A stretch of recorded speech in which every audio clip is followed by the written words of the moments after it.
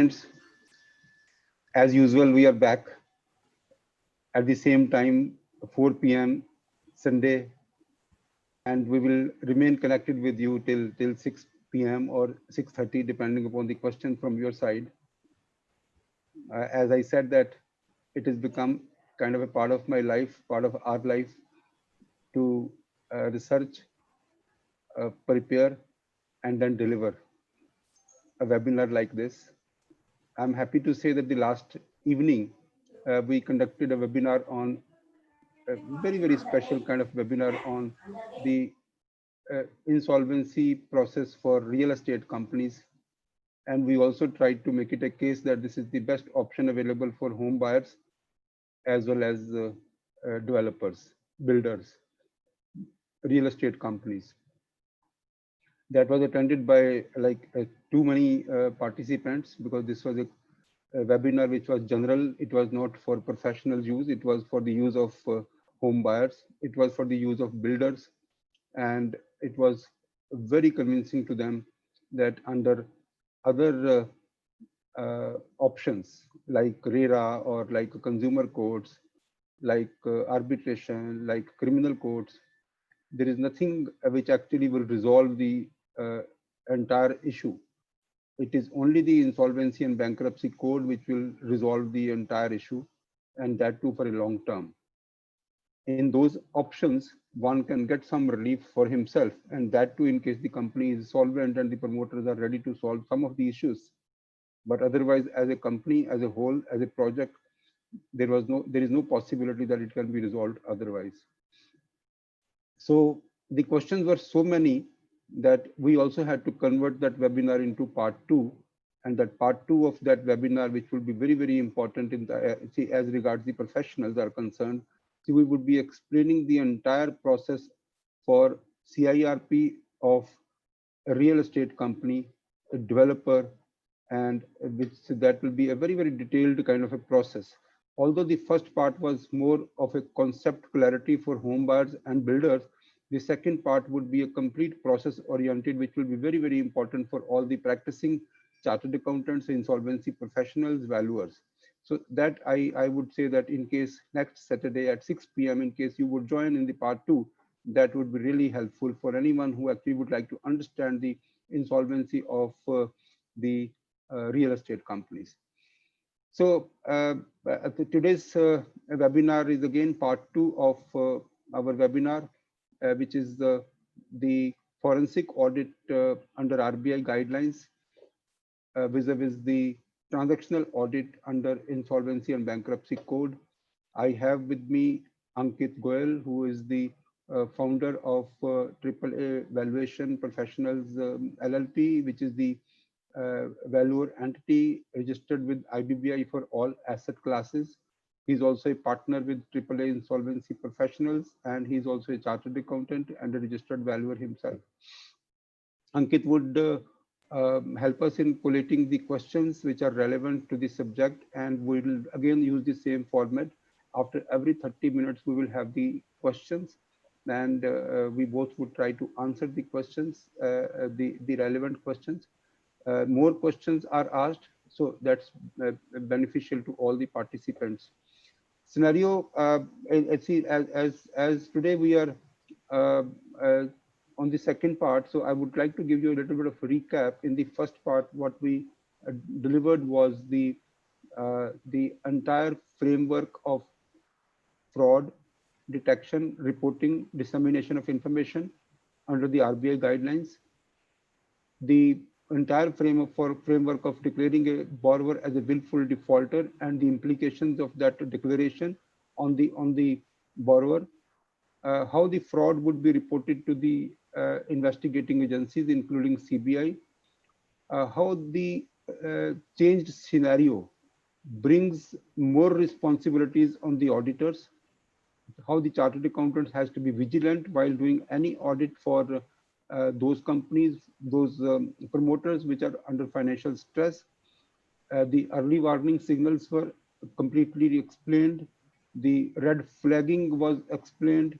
And out of my experience of the last 30 years, I even explained the various the various processes used by the promoters, where the financial stress can be flagged by the auditors, so that the auditors are protected to a great extent. So while we are moving ahead, so this part we are only dedicated to the transactional audits under section under section 43, 45, 49, 50, and 66 of the Insolvency and Bankruptcy Code. These transactions are presently, most of the professionals would be interested, most of the promoters would be interested in knowing, and most of the committee of creditors members also would be interested in knowing that what all these transactions are.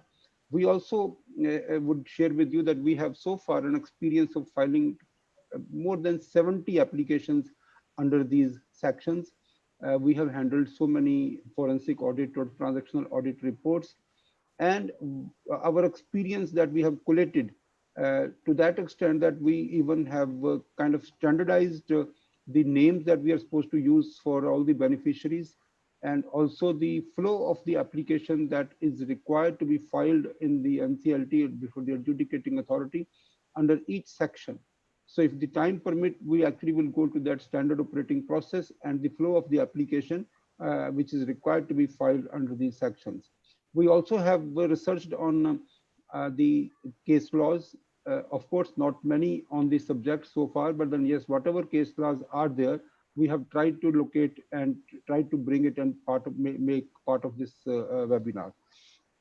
So this webinar is also done in collaboration with the ibclaw.in. The organization is doing a wonderful job in providing us the latest case laws and updates, and their commentary, their analysis of each case that I read is liked by many, and it is also liked by me. So in case we read their daily news, that actually will keep us updated as far as the judicial pronouncements are concerned. So coming back to the we also would attend the because there are questions that the last time people are asking, how do you appoint forensic auditors or transactional auditors? See, for the communication today, I would not be using the word as a forensic auditor. I would be using the word transactional auditor, because see, whenever I use the word transactional auditor, that means I'm talking about the insolvency and bankruptcy law, and whenever I am talking about the whenever I'm saying about the forensic audit, then that means that I am talking about the framework of RBI. So I would like to share my screen now. And Ankit, is there anything else? Should I Yeah, I think you can please share your screen, and I guess we will start taking questions with the same format that we do every half an hour. We will take some questions. There are already some questions which have been posted on the question panel, but I think you start and then we will take some later. Okay, so here we go, and my slide is coming as usual that you have the habit of looking at the slide. So this is the same model that we have. So we have today the transactional audit under IBC and practical difficulties and case law. The primary importance of this is very, because these are all the avoidable transactions or transactions under IBC. Section 43 deals with the preferential transactions. Section 45 deals with the undervalued transactions. Section 49 deals with the undervalued transactions defrauding the creditors. And Section 50 deals with the extortionate transactions. Section 66 deals with the fraudulent transactions. So like in case we have to just talk about all the transactions collectively, then the first question which is being asked is, who can find these transactions and apply to adjudicating authority? So the answer is either resolution professional or liquidator, or both. Even there is a possibility that the resolution professional also files an application under these sections, and the liquidator also finds another transaction and files an application to adjudicating authority. There can be multiple applications to the adjudicating authority, so there is no bar on the applications or the number of applications or the number of transactions. In fact, whenever you find a transaction, immediately report that transaction by way of filing an application to adjudicating authority. I would come to this practical experience, which is very important, that it is not important that we should wait for the forensic or transactional audit report. And whenever we find a transaction which is worth reporting and where we are is worth getting some amount or some contribution, that should be reported as and when the transaction is found, determined, and you have the documents for reporting that. So even the RP can do it or the liquidator can do it, and both can also do it. RP can file multiple applications, liquidator can also file multiple applications. So if both together can file as many applications as possible. So what is our responsibilities? Our responsibilities are basically lies in section 25, subsection 2 and subclause J, where it is required that the RP will file an application for avoidance of transactions in accordance with chapter 3 of IBC. And then the regulation 35A provides for the various timelines. 75th day, we actually have to form an opinion about the transactions. 115th day, we actually have to determine the transaction. And 135, we have to make an application to adjudicating authority. And whenever we are submitting a resolution plan to the adjudicating authority, we also have to submit, along with the resolution plan, a report on the transactions under section 43, 45, 49, 50, and 66. And that's what is provided in regulation 39 sub regulation 2. RP also is need to mention about the applications filed and the pending or as order obtained in form H, which is a compliance certificate which is required to be submitted along with the resolution plan. So these are our responsibilities as a resolution professional, and as a liquidator, we also have powers.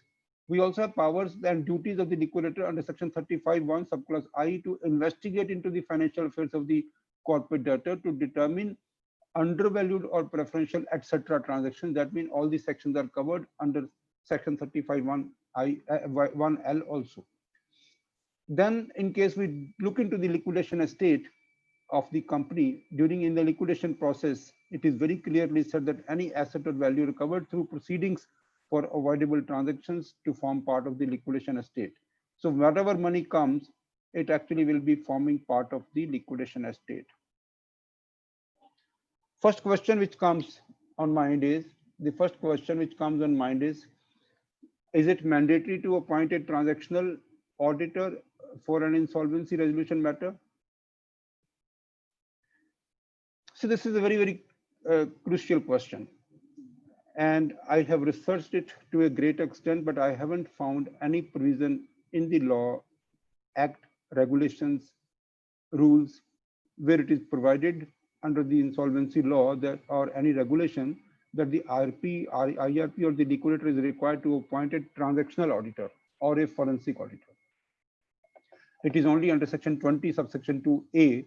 It is said that the IRP or RP can have the authority to appoint accountants, legals, or other professionals. So in case we think that this resolution, the forensic auditor or transactional auditor is a professional, then of course we have the power to appoint. So then as far as the need to appoint is concerned, that's not mentioned anywhere that there is a need to appoint. The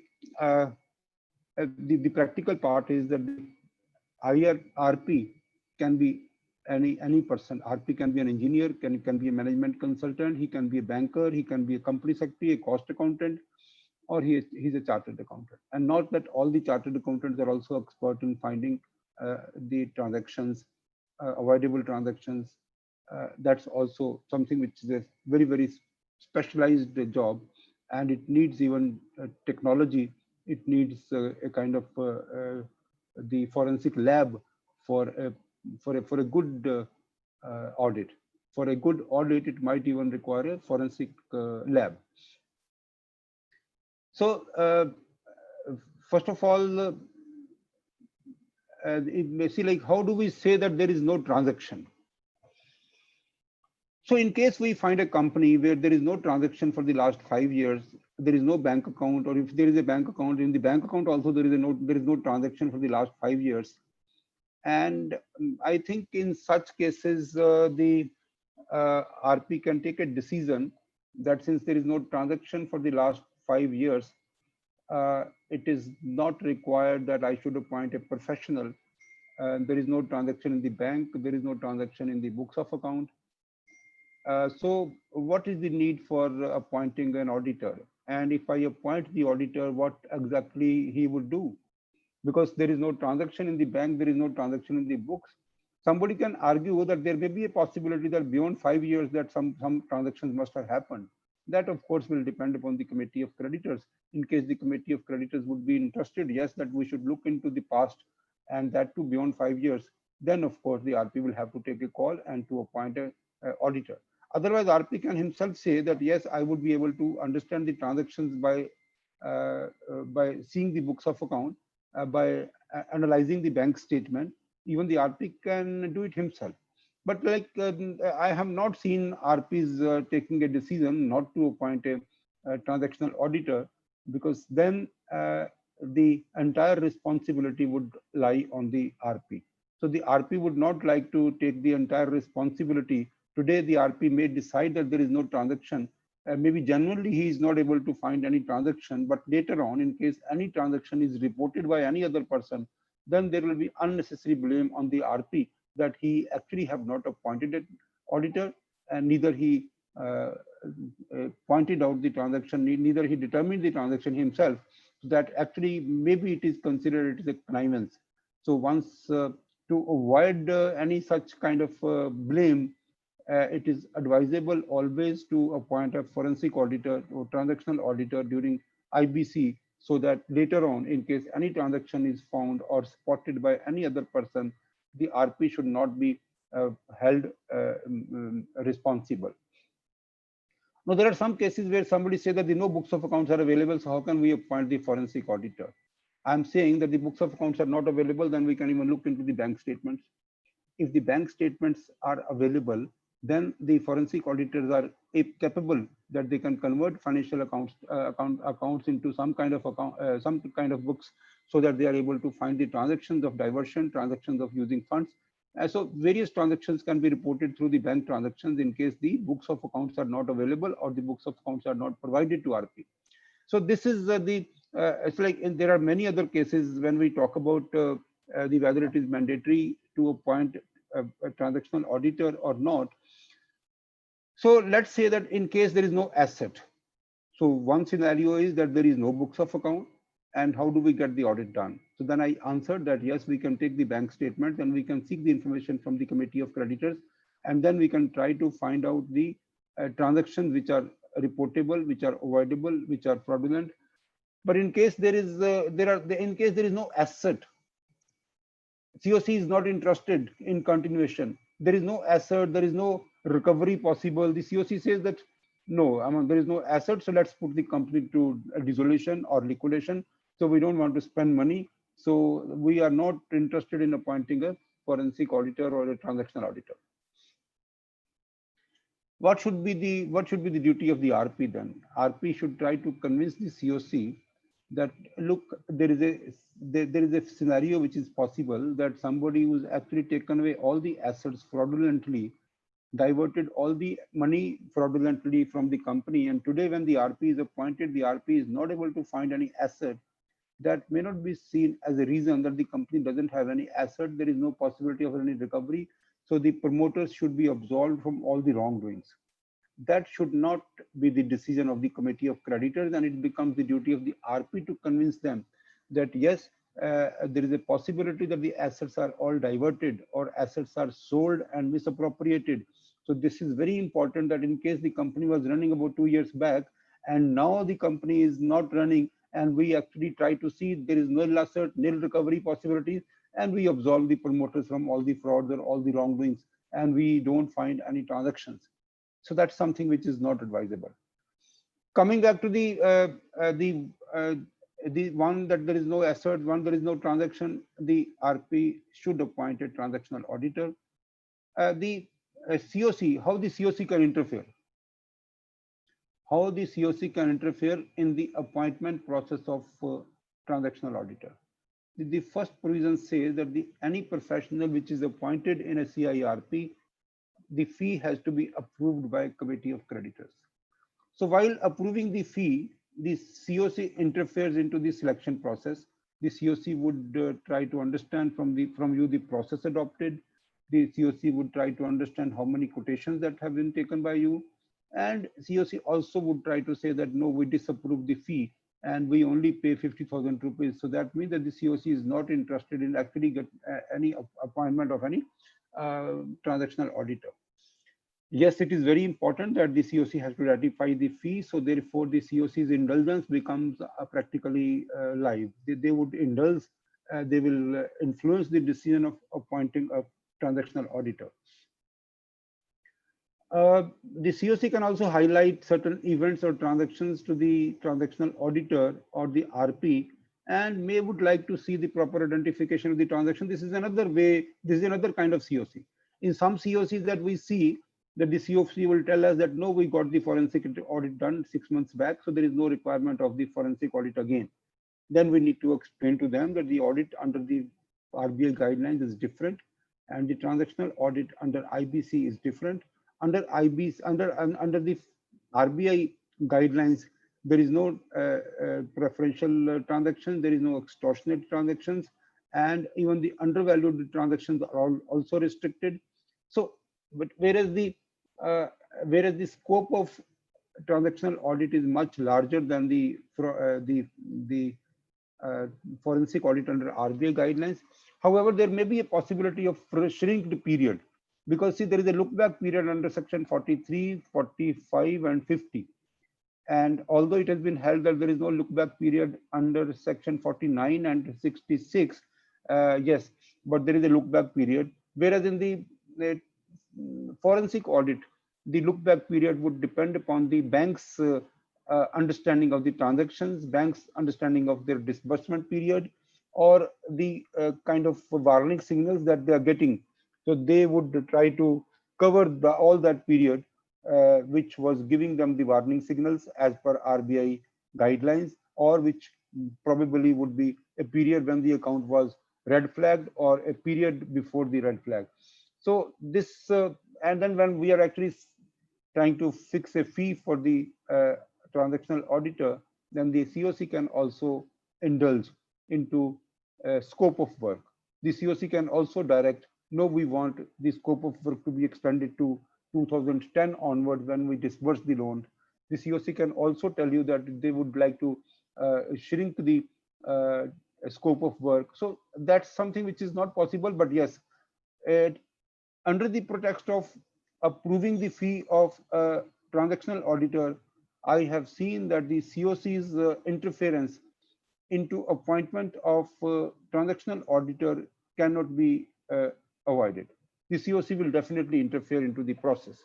What we do normally, we seek quotations from international brands, we seek quotations from the domestic brands, established ones, and also from the beginners. And first of all, we give a chance to the COC whether you would like to get the audit done from international brands or mid-level firms or the cheapest one. So the COC normally gives us view in very quickly, no, they would like to go for the cheapest one. Or some COC says, no, we would like to get the international brand because of the assurance of no indulgence by the forensic auditor with the promoters.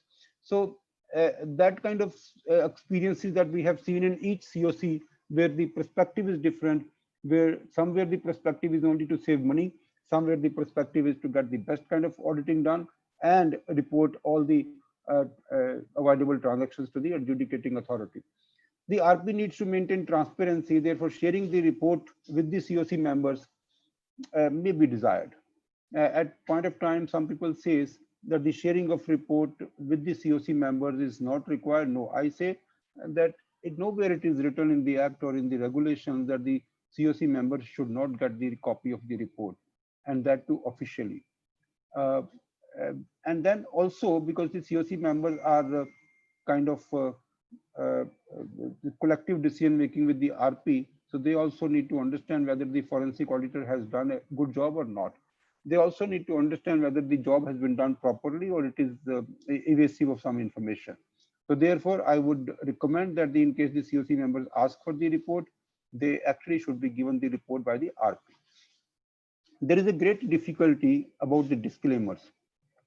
whenever we get a report from the from the transactional auditors, we find that there are a lot of disclaimers given by the auditor.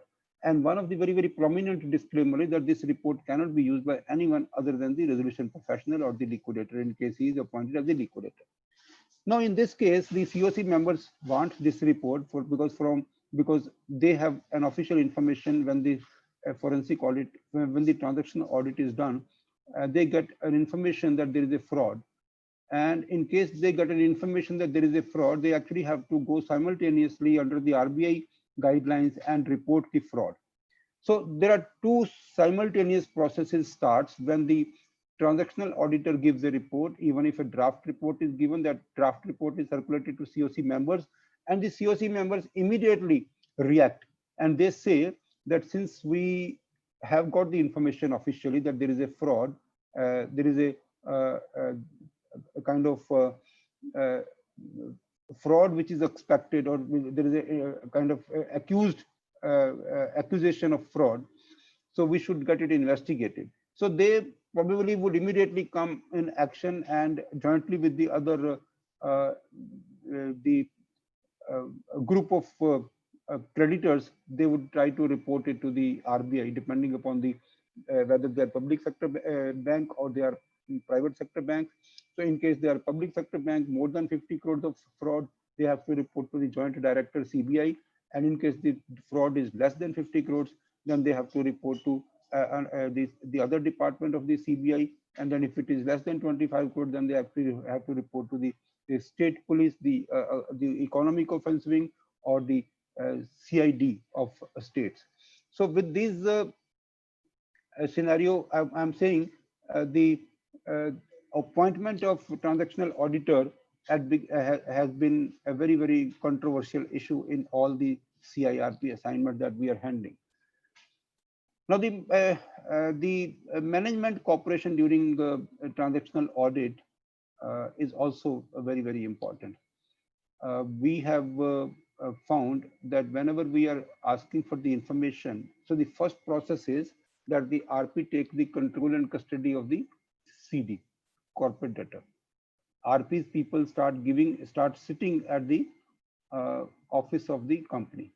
In some companies, there is no person employed in these days, and the RP take over the custody and finally locks the premises or put a security guard or keep an accountant there, and then the RP is working from his own office. See, when the transactional auditor asks information, then the RP tries to take that information from the X management, and I have seen the reply which is coming from the X management is that every record is available at the factory site. Every record is available in the computer which is at the office. Every record is available on the EIRP which is in the office. And our factory and office all are under the custody of the RP. So the RP should provide the information, not we. We don't have any information at our home, and we are not going to factory, not going to office. So why the information is being asked from us. So this is a very, very critical issue. Very critical issue. Like in case we have seen that we can find the computer, but maybe that there is no hard disk. We can find the ERP is installed there, but there is no password available. So all these difficulties that we are facing, that also means that the forensic audit, the transactional audit should not be started, should not be concluded. See, even if we are filing an application under section 19(2) before the adjudicating authority, but that has also not found a very, very encouraging results, because the information that is coming after the application is filed under section 19(2), and that also comes filtered, and the information is really not usable. Because see, the information, the forensic audit or the transactional audit can be done in case the raw data comes to the or given to the auditor. Auditor also accuses the RP that the raw data is not given to us. We need dump. We don't need filtered data, and they would try to find it on from the dump. So they need always the dump of the data, and they don't need this filtered data. So we are actually facing a lot of problems in many cases where the ERP is not functioning because the fee is not given. Even in the past, What we have seen in the banks are also not getting this kind of cooperation for the forensic audit. However, when the borrower is coming to the bank for any enhancement or any kind of restructuring or any kind of rehabilitation, at that time, the bankers were insisting for a forensic audit. And there was an incentive for the promoters to get the forensic audit done, because that would actually become the first condition for even starting discussions on the loan proposal or enhancement proposal or rehabilitation proposal or restructuring proposal. So at that time, the banks were getting the forensic audit done, and the promoters and the management used to give the information which is totally filtered, and the only information which is given to the forensic auditor which they want to give. Otherwise, no other information can be taken. That's very important. All understand that the information is with somebody else, and if I can find information forcefully, no way that I can find information forcefully. And even if I find dump digital data, it will be very difficult to get explanation on that data from any accountant, because even the accountants also would not report to RP. They would be loyal to the main MD, they would be loyal to ex-management, because they've been working with them for years, and they understand that the RP is only a guest in the company. RP is not the owner.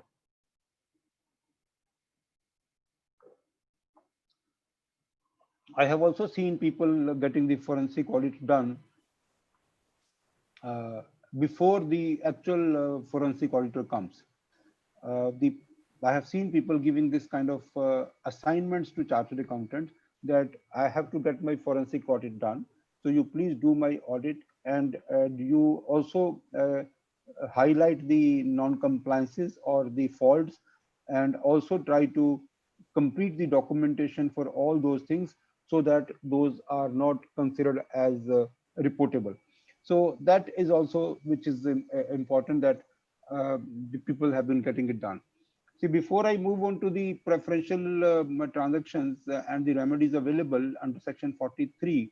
So Ankit, do we have questions like Yeah, I think there are some good questions. Let me just speak them out, and what we can do is we can answer them in a very short and crisp manner, because most of these questions are related to our practical experience.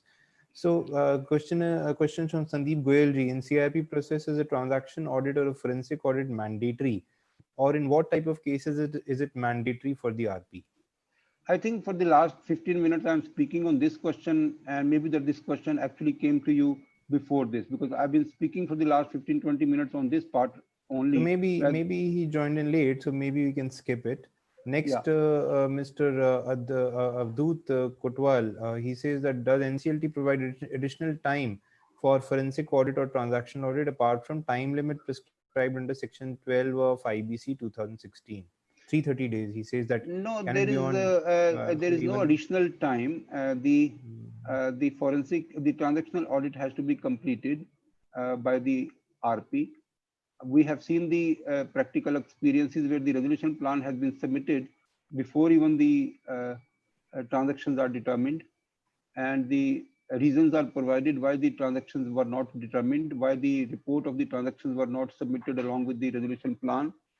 However, the RP has to work, the transactional auditor has to work on it, and the transaction and in case there are any transactions determined, it has to be filed.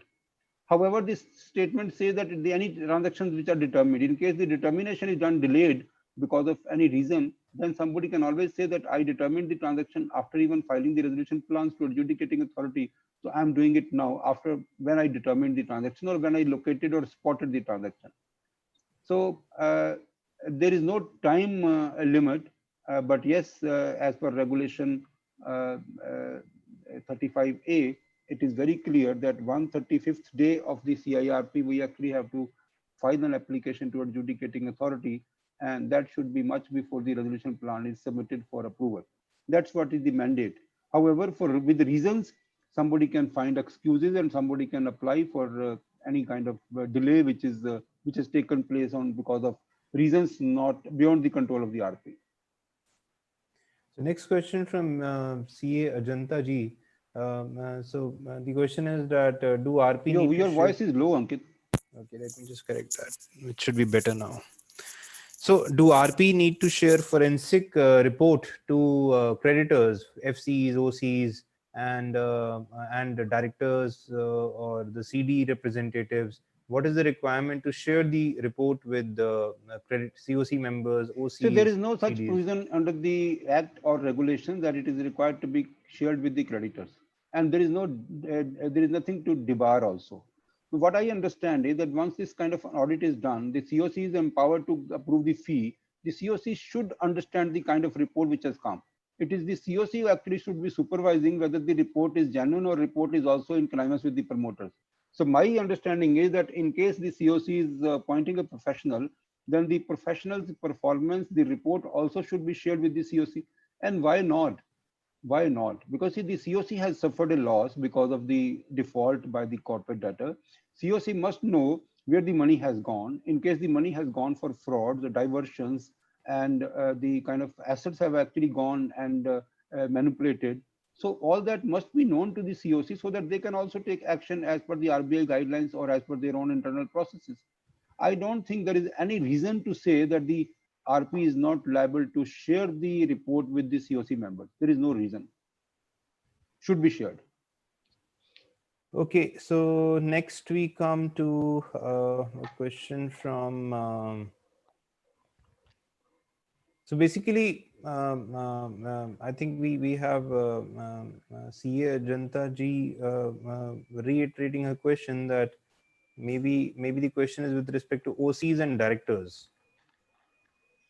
So I think as far as these directors are concerned, what we do is that we get a draft report from the auditor, and then we confront the draft report to the ex-management, including directors, and we tell the directors and the ex-management that this is the report that the forensic transactional auditor is submitting, and it's a draft report.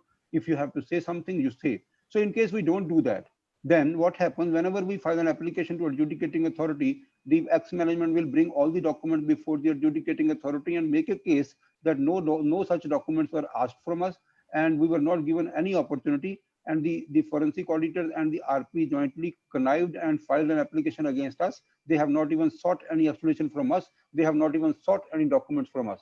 So with this reason, we first share it with the ex-management, including directors. We seek their comments, and those comments also are incorporated in the transactional audit report. Then only the application is filed to adjudicating authority. Now coming back to the operational creditors are not the members of the committee of creditors, and I don't think that is required to be shared with them. If anyone is definitely requiring it, so he has to explain the reason that why he wants it, why he wants to do that. So like in case he has to report a transaction, then we should tell that operational creditor that in case you have any information about any transaction where the promoters have manipulated the account, then you can report that to us. And in case we will find that this particular manipulation or fraud is not reported by the auditor, then we will confront them and we will get this report, get this investigated by them.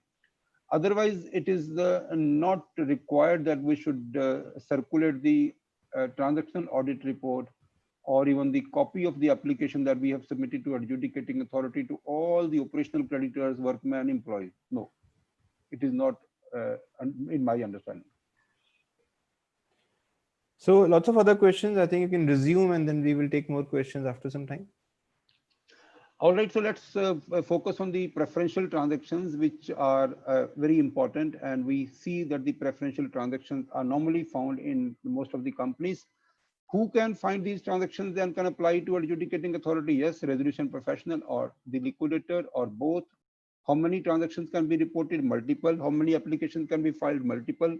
So this is latest learning by us that the multiple applications should be filed and multiple as and when the transaction is found, if it is worth reporting, it should be reported separately by a separate application to the adjudicating authority. The relevant time again for the preferential transaction is 2 years in the case of related parties, then 1 year in the case of non-related party. So what are preferential transactions? The first condition is in the preferential transaction that there should be a transfer of property. Second, there should be a transfer of an interest of the corporate debtor. When we look into the act, we found the definition of property, and which includes money, goods, actionable claims, land, every description of property. That means property means anything.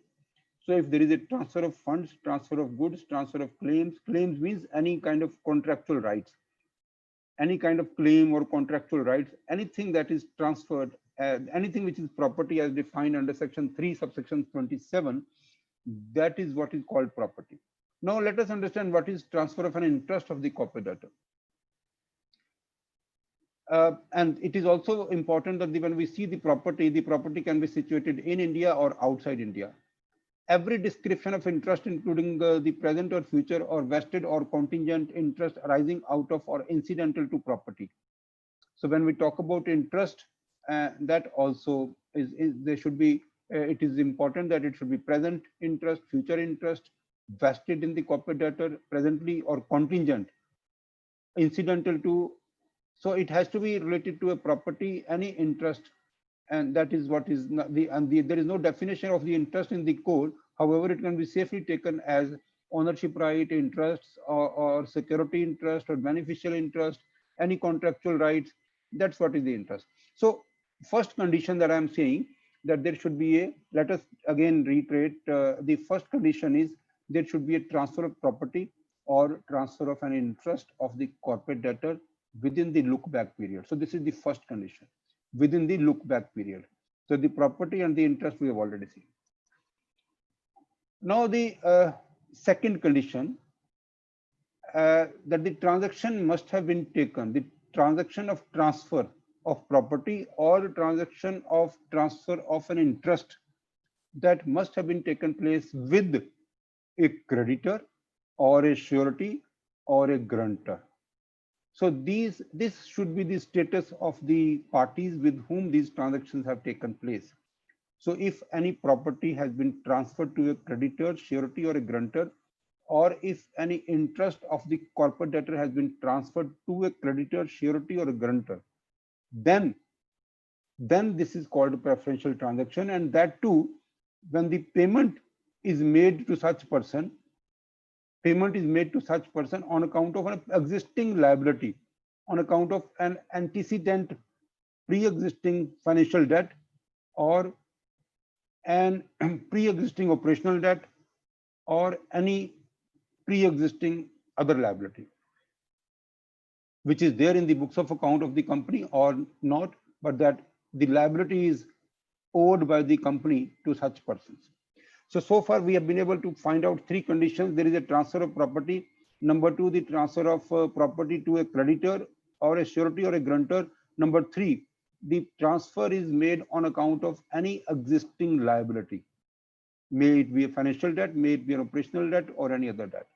So the three conditions are very, very important. And the fourth condition is that by this transfer of property or interest, we are putting that creditor or a surety or a grantor. Let's use the word creditor. So whenever we are using the word creditor, also assume that we are talking about surety or a grantor.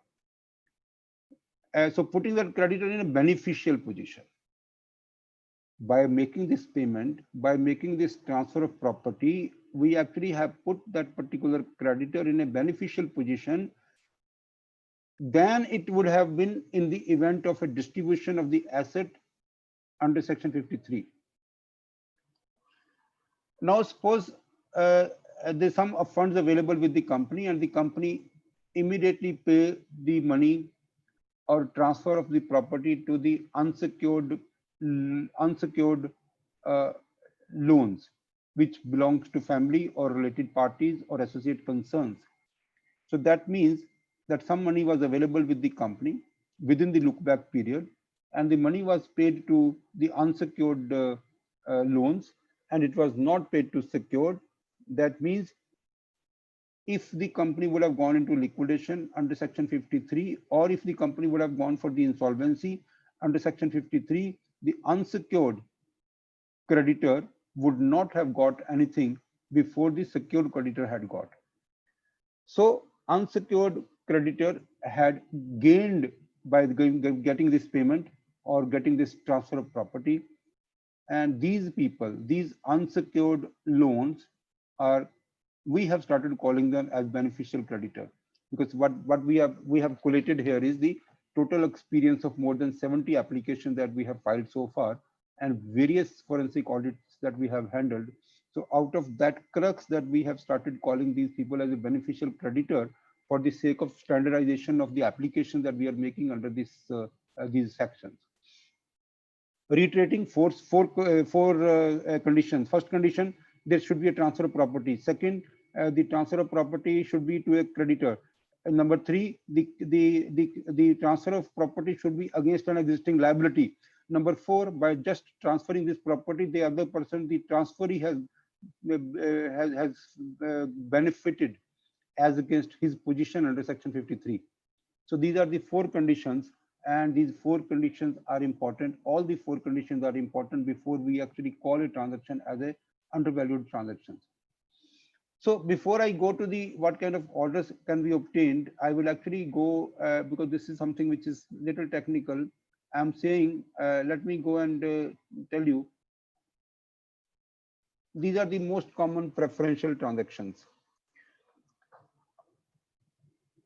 Payment to unsecured family loans during the look-back period while the debt of secured creditors is outstanding.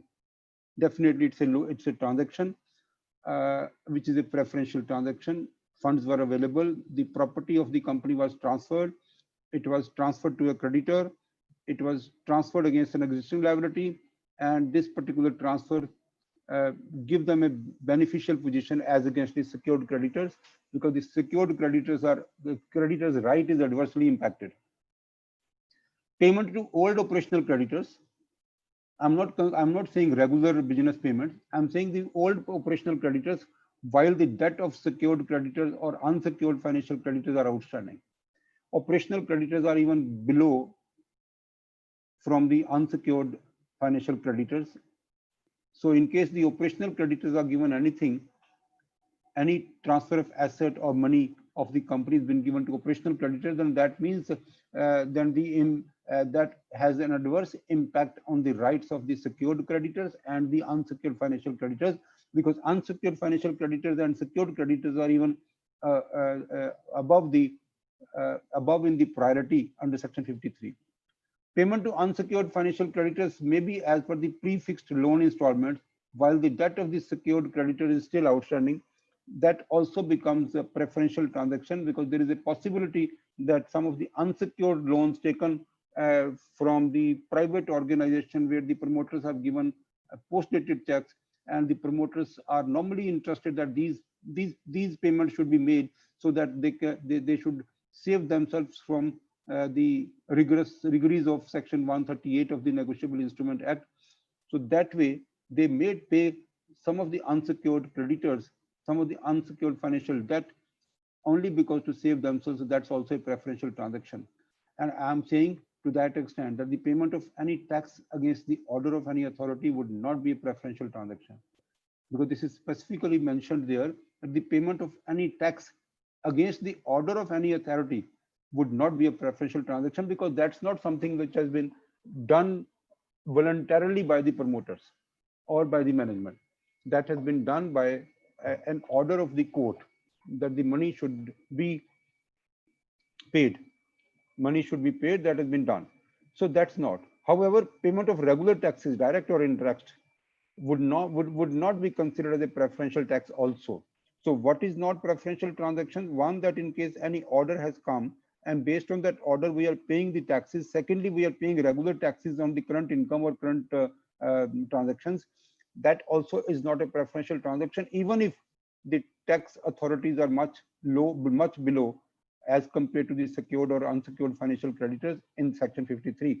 Even the payment to workman and employee in the regular course of business would not become a preferential transaction, because the payment to workman and employee is also considered to be high in the priority, and also considered to be the which is the regular course of business. So any transaction which is done during the regular course of business cannot be considered as a preferential transaction. Let's talk about some more transactions which are considered as a preferential transaction. Payment of secured debt against which the property of the directors is mortgaged would be considered as a preferential transaction. You actually would see a scenario where the payment of a debt has been made by the company because one of the personal property of the directors have been mortgaged against the debt. So that also will become a preferential transaction that was done by the promoters only to get that property saved from the bank. So that is also a preferential transaction. Payment to a secured creditor in priority while the debt of the other secured creditor is outstanding is also a preferential transaction. I have 10 secured creditors, and out of the 10 secured creditors, I paid to one only, or paid to two only, or to three only. Then it is a preferential transaction, and the orders can be obtained from the adjudicating authority, where the money can be called back from these secured creditors and can be allocated to all the secured creditors in their debt outstanding ratio.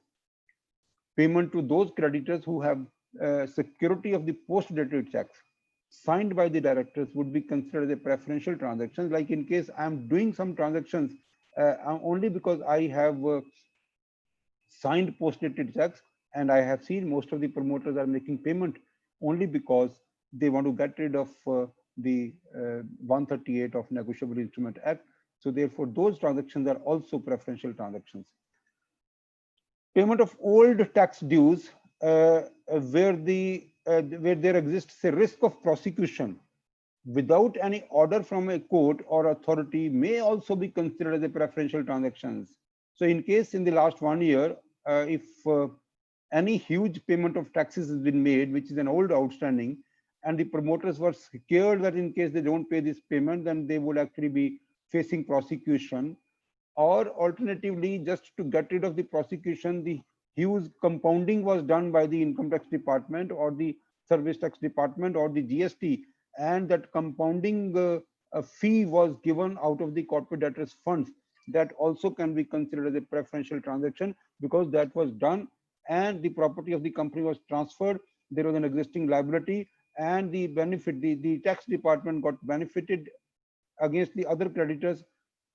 In priority, tax department is fifth priority, whereas in this transaction they got the top priority. So that's where the preferential transactions falls. Adjustment of debit balances of debtors with the credit balances of other parties would be considered as an assignment of debt. So in most of the cases, what is happening is there are some debtors and there are some creditors. When we get the balance sheet, last balance sheet, the parties are adjusting the debtors with the creditors. They are saying that we have now adjusted the parties just by journal entries. And so they don't understand the implication of this. Now, the implication of this is that the sundry debtors is an asset of the corporate debtor, and that asset is being transferred to a creditor. That means the debt is the debtor, the asset is assigned to a creditor. So that means a property of the company, which is a debtor, which is a receivable, that property is transferred to another creditor against their existing liability, maybe with document or without document. I have lost an asset which was appearing in my balance sheet and it was recoverable as per the auditor's certificates, and that I have assigned to a creditor. That means I have given a benefit to a creditor. I have given a benefit to a creditor who otherwise is very low in the priority under Section 53. So in the case of real estate companies, we have also found that the real estate management, the company's management, keep offering flats or plots to all those creditors who have supplied goods or services or who have given unsecured loans. Those also are preferential transactions, because one, that so far the home buyers are unsecured financial creditors. Operational creditors are at the 6th priority, whereas the unsecured financial creditors are at 4th priority. So that means that there is a upgradation in the priority, and then the benefit goes to that particular creditor who has been given the flat. Secondly, there is a big thought going on, and we also advocate that thought, that the home buyers are secured creditors because they have, as per various definitions in the IBC, as per various definitions under RERA, as per various definitions under the Transfer of Properties Act, they in fact has a right of specific performance, and right of specific performance is one of the security interests as defined under the IBC. The right of a specific performance goes to a home buyer from the company, and the company is the security interest. This is called security interest. So therefore, allotting a flat or a plot to an unsecured loan or to a operational creditor is also a preferential transaction and must be reported. Okay, so the judgment which was in the case of Anuj Jain, who is an interim resolution professional for JP Infratech Limited versus Axis Bank. This is the latest judgment on the transactions under Section 43. The judgment is dated 26th of February 2020. Now, this judgment actually gives a lot of responsibilities to the RP, and the duties and responsibilities are defined under Section 43. So it says that in the first place, the shifting through the entire cargo of transaction relating to the property or an interest of the corporate debtor backward from the date of commencement of CIRP and up to the preceding 2 years, that has to be seen by the RP. That has to be seen by the RP and have to found.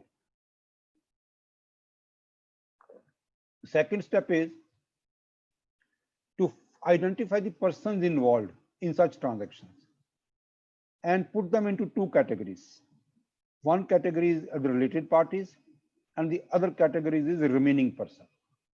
So what is the first responsibility of the RP as per the Supreme Court order? First responsibility is to find out the transactions in the last 2 years.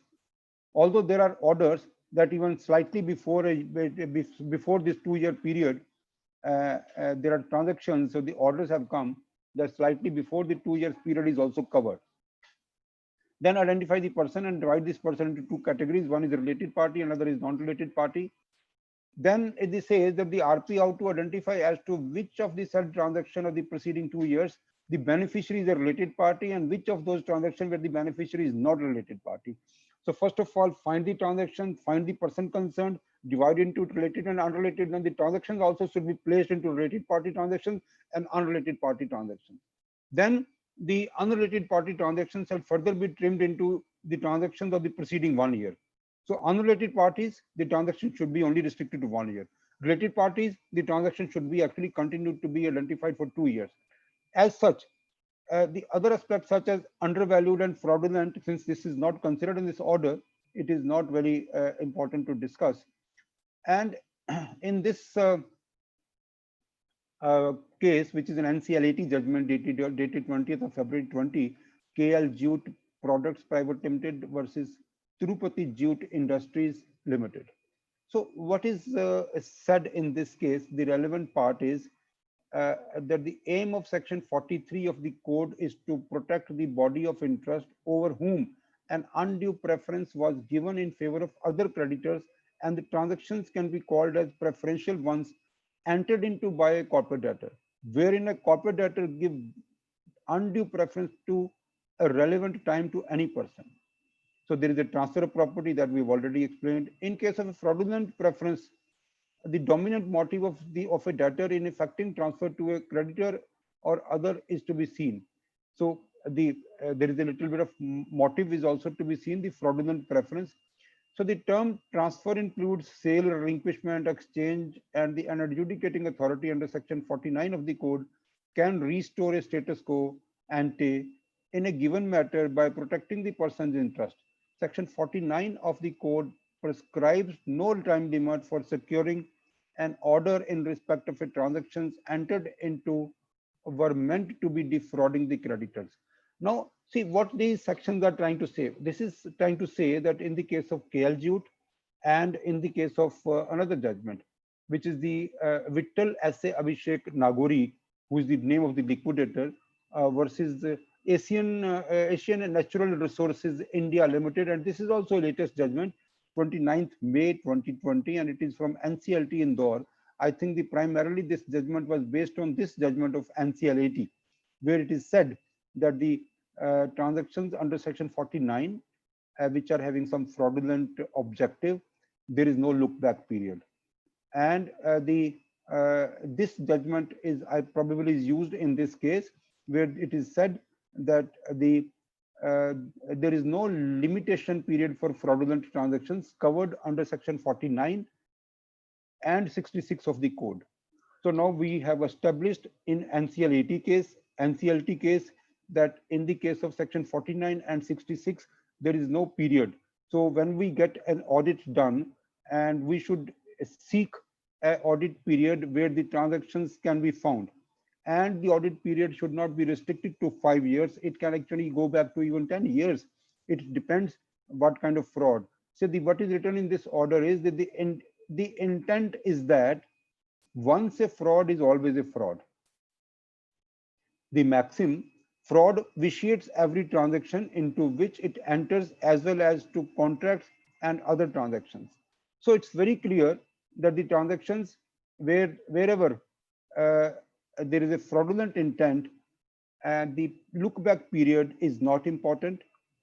Section 49 and section 66 doesn't provide for any look back period.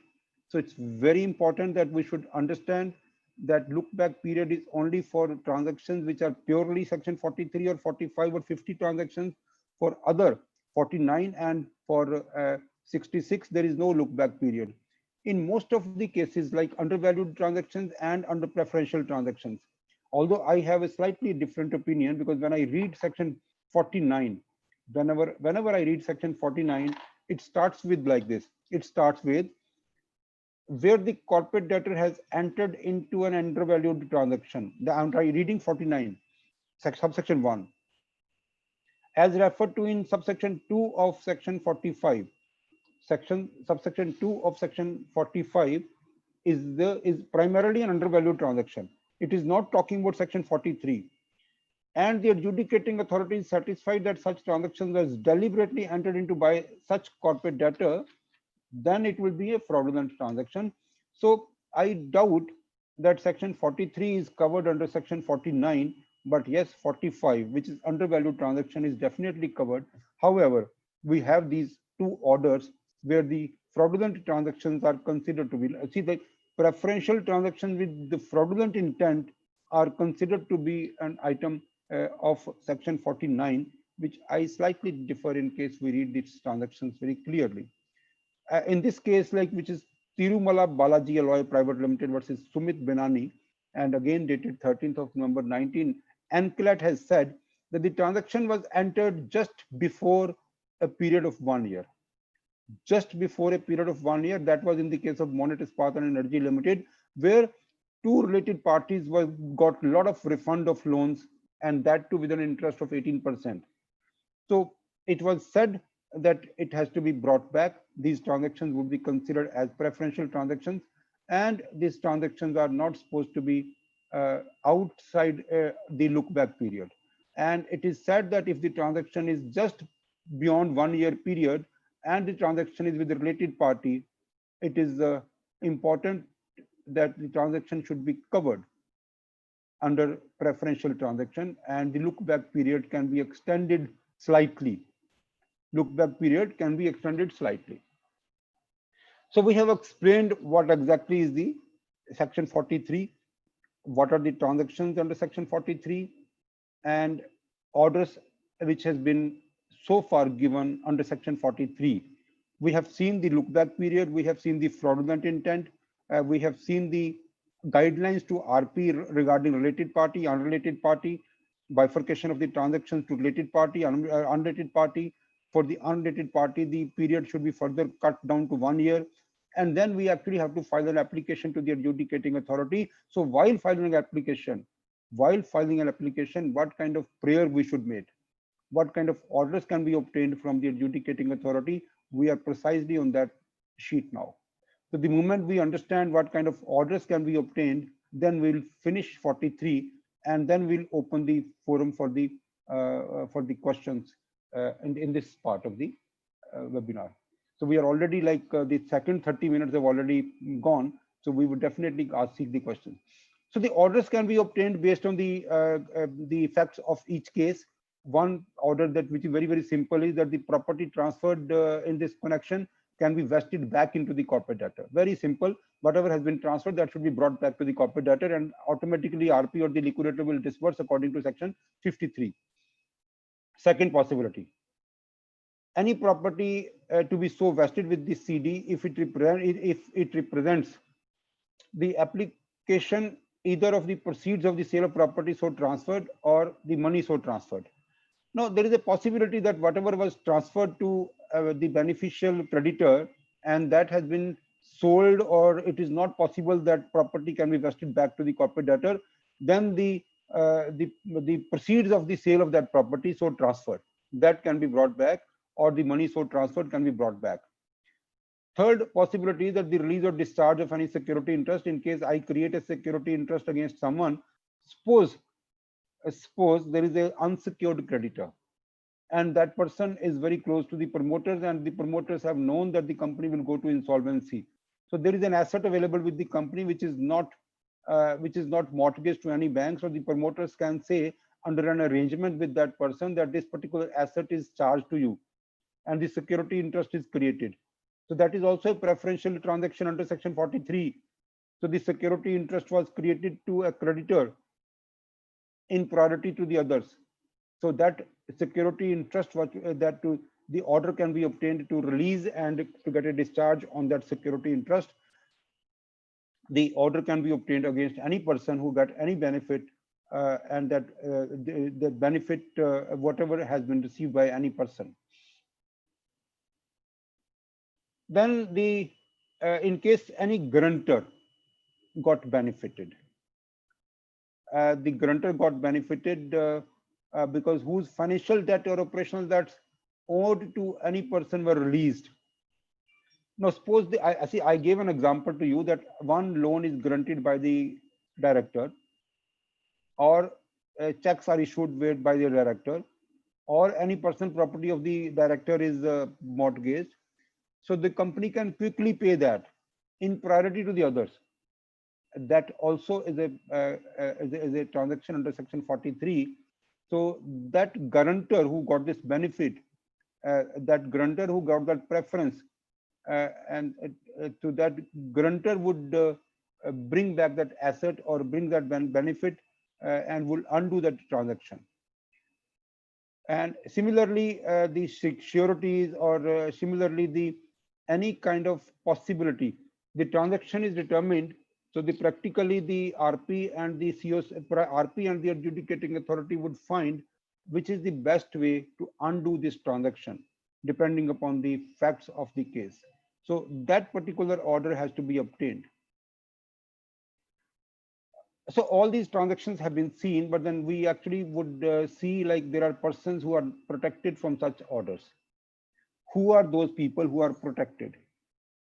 So first is these kind of orders shall not affect any interest in the property.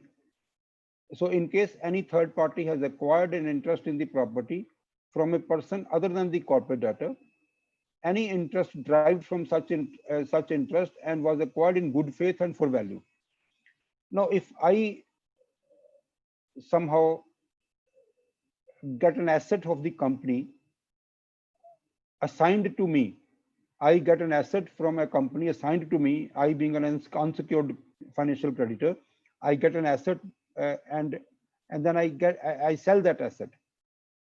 And whenever I sell that asset to a third party, so that third party is protected because the third party has actually purchased that asset from me in a good faith and has paid the value.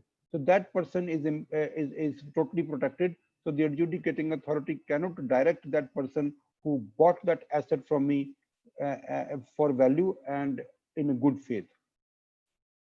Secondly, the adjudicating authority shall not require a person who received a benefit from the preferential transaction in good faith and for value to pay a sum to the liquidator or to resolution professional. That person would also not be impacted. So what kind of transactions are not considered as preferential? The first, we have seen that what kind of persons are not, orders cannot be taken from against such persons. Now, let us see like what kind of transactions are not preferential transactions. So first, transfer made in the ordinary course of business or financial affairs of the corporate debtor or the transferee. Very, very simple, ordinary course of the business. That means for value paid, that means at arm's length transactions are not considered as a preferential transaction. Any transfer creating a security interest in property acquired by the company to the extent that a new value is created or new asset is created and security interest is created on information utility within 30 days. Now, if I take a new asset, if I buy a new asset and I create a security interest on that asset, that's a new loan, that's a new value that I have created. And if I have created a new value, even if it is within the look back period, that would not be a preferential transaction, because the other party who has done the transaction, it's one, that it's an ordinary course of business. Second, that the security interest was created against a new value that has been created. Suppose the company has got a new value of 25 lakhs of asset, and the 25 lakhs of value has been, any interest on the security has been created. So that's something which is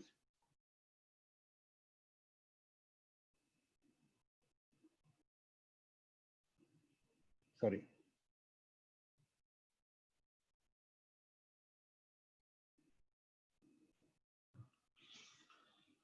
So any then the provided that any transfer made in pursuance of an order of a court shall not preclude such transfer to be deemed as giving of preference by a corporate debtor, provided that any transfer made in pursuance of the order of a court shall not preclude such transfer to be deemed as giving of preference by the corporate debtor. Now, in case I got an order from any court and that order says that I have to make a payment or I have to transfer an asset to someone, that is also not covered as the preferential transaction.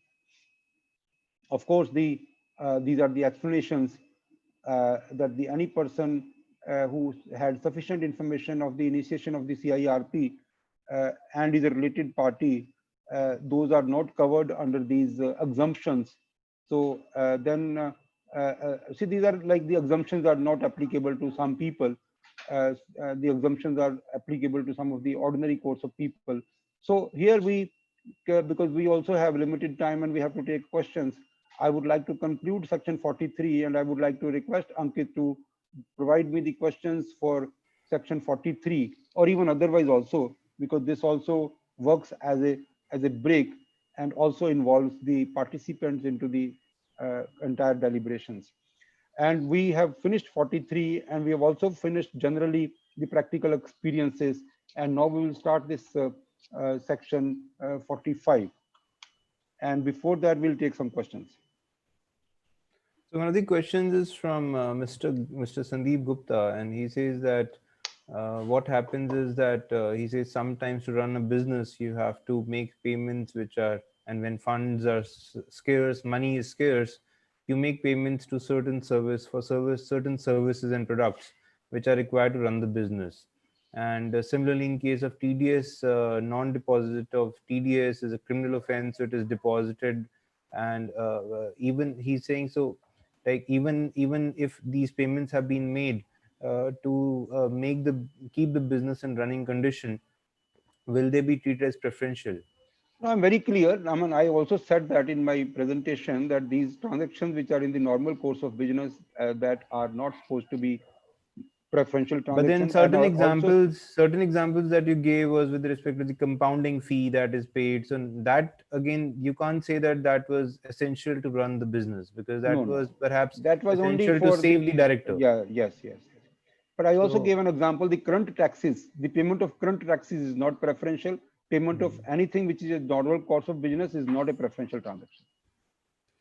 And to keep the company as a running concern is also not a preferential transaction. And I can tell you the very specifically, during various CIRPs, I have taken the claims from various operational creditors. And while the company was a going concern, and even after taking the claims during CIRP, we have been making payment to them, and they are supplying fresh goods to us. So we are making payment to them, they are supplying fresh goods to us. So that way, the company is still going as a going concern. And finally, when we see everything is the most of my claims of the operational creditors are kind of getting churned, and still there is an outstanding, but the earlier claims that they filed during the beginning of the CIRP, those figures are not matching, and now there are different figures. So those are also not considered as a preferential transactions.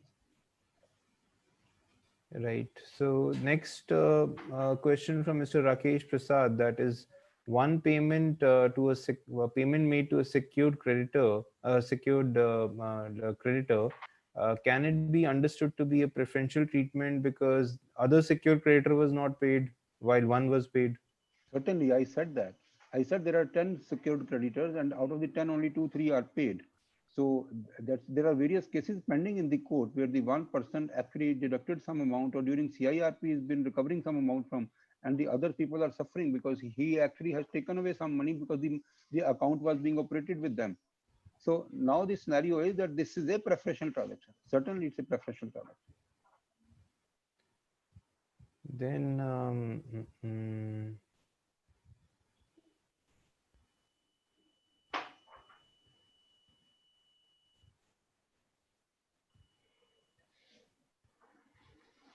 so loan was taken from related party and in the look back period, and it was repaid in the same year in which it was taken. Then also it will be treated as preferential payment. I think we need to understand the documents.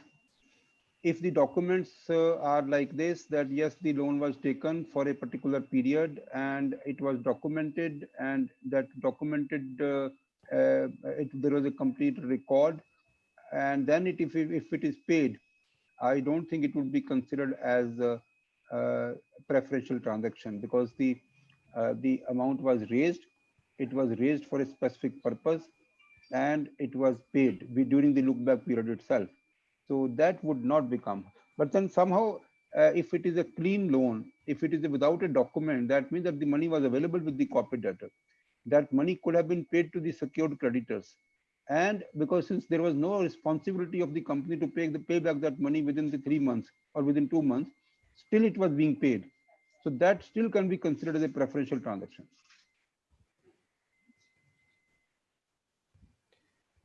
So then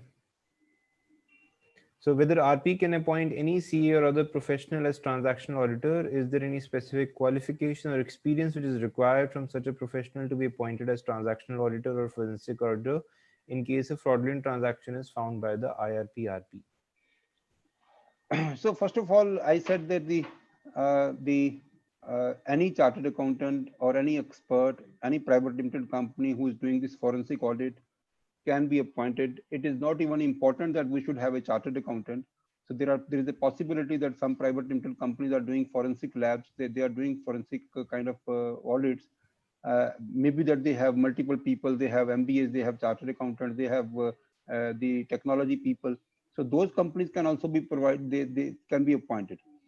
The public sector banks are still preferring those people who are registered with IBA, Indian Banking Association, but otherwise there is no such requirement.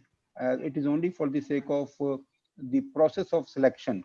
See, how have you just determined that this person can do? So in case we find a person who is not even impaneled with IBA and he is good in auditing, we can appoint that person. It is only the COC has to approve the fee. So then there are transactional questions mostly, where I think most of that has already been discussed by you as to the waterfall mechanism and what can be preferential over the other payments that are required to be made. Very nice. I think we can move on to the undervalued transactions. Yeah. And undervalued transactions, section 45. Then the remedies available that we'll discuss in this part. So who can find these transactions and can apply to adjudicating authority? There is a difference in undervalued transaction. One has to be very, very carefully, in case you would listen. This is the important part of the presentation, that the who can find these transactions and can apply to adjudicating authority. Resolution or professional or liquidator, RP or the liquidator is a natural thing, which is for all other transactions also, and the application will be filed under section 41 subsection 1. The AC in this case, section 45 is very specifically saying that the creditor, member, shareholder, partner of the corporate debtor can also file and apply to adjudicating authority in case it has been reported by in case it has not been reported by the RP or the liquidator. So in case a shareholder or a creditor finds an undervalued transaction, they can also directly file an application to adjudicating authority. And that application would be under section 47 subsection 1. And this is very serious, that in case any such transaction is found by any other person other than the RP or the liquidator, and the application is made to adjudicating authority, that means actually this will be a case of, then it will be a case, the IBBI would actually start the disciplinary action against the RP or the liquidator. The look back period again is the same as for section 43, related parties 2 years, unrelated parties 1 year. So let us understand the transactions under section 45. So the first condition is that the corporate debtor makes a gift to a person. Now the only here the thing that I want to discuss is the gift. When we say gift, it can be a virtual gift also. It can be a resultant gift also. So it is not something that I sign a gift deed, and by just making a gift deed, I am giving a gift to someone. In case we go to the Income Tax Act and we say that what are the gift definitions of the gift. So in the Income Tax Act, we actually see that in case we transfer a property which is less than the value of that property, and that also is considered as a gift. So the gift doesn't mean that the gift by just shaking hand and by handing over to someone a gift check. That's not the only gift. The gift is also a virtual gift or a resultant gift. So enters into a transaction with a person which involves the transfer of one or more asset. Now the transfer of one or more asset is very important. Transfer of one or more. So the first condition is that there should be a transfer of one or more assets. Second condition is that for a consideration, the value of which is significantly less than the value of the consideration provided by the corporate debtor. So the consideration is much less than the value. Such transaction has not taken place in the ordinary course of the business.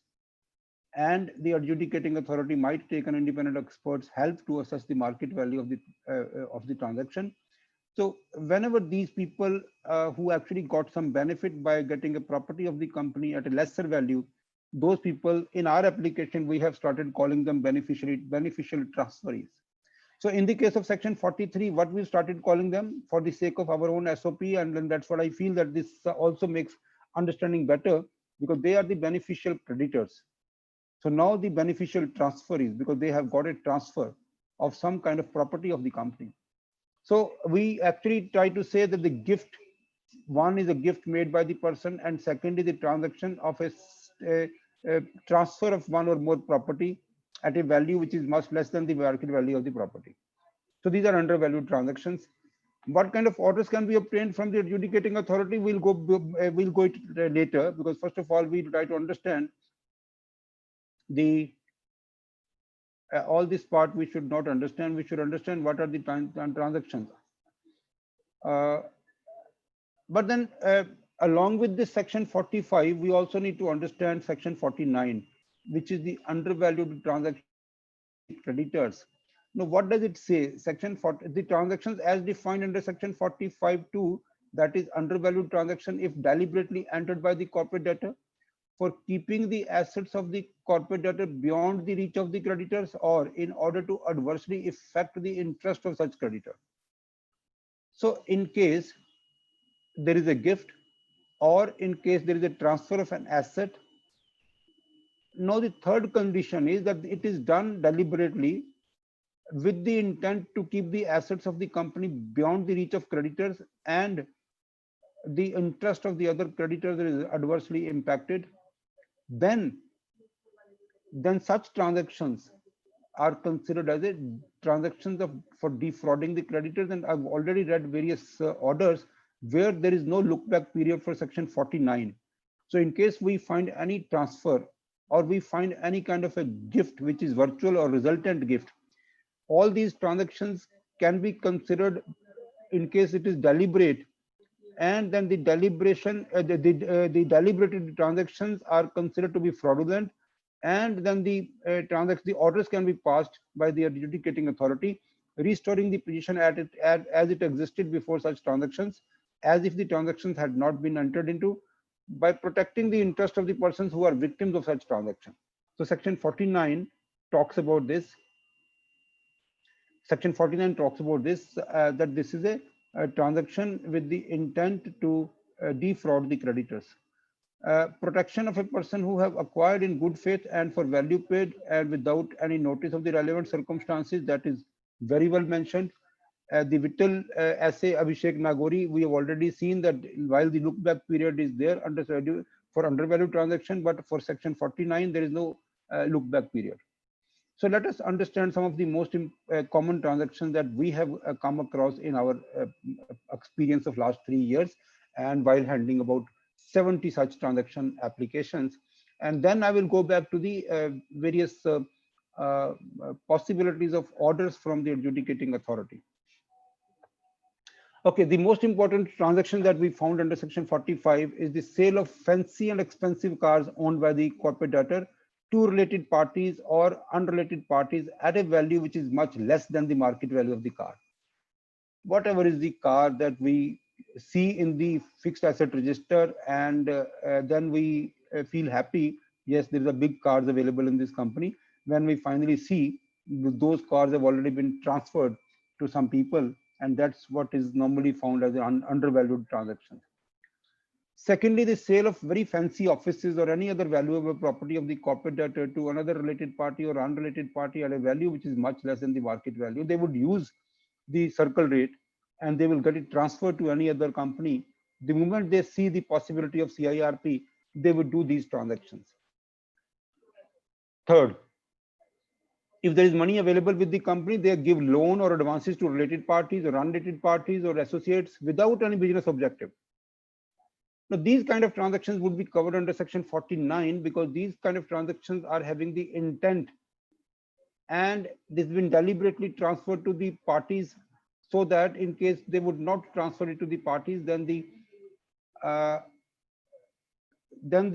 money would go to the creditors. So they never wanted that the asset of the company should reach creditors.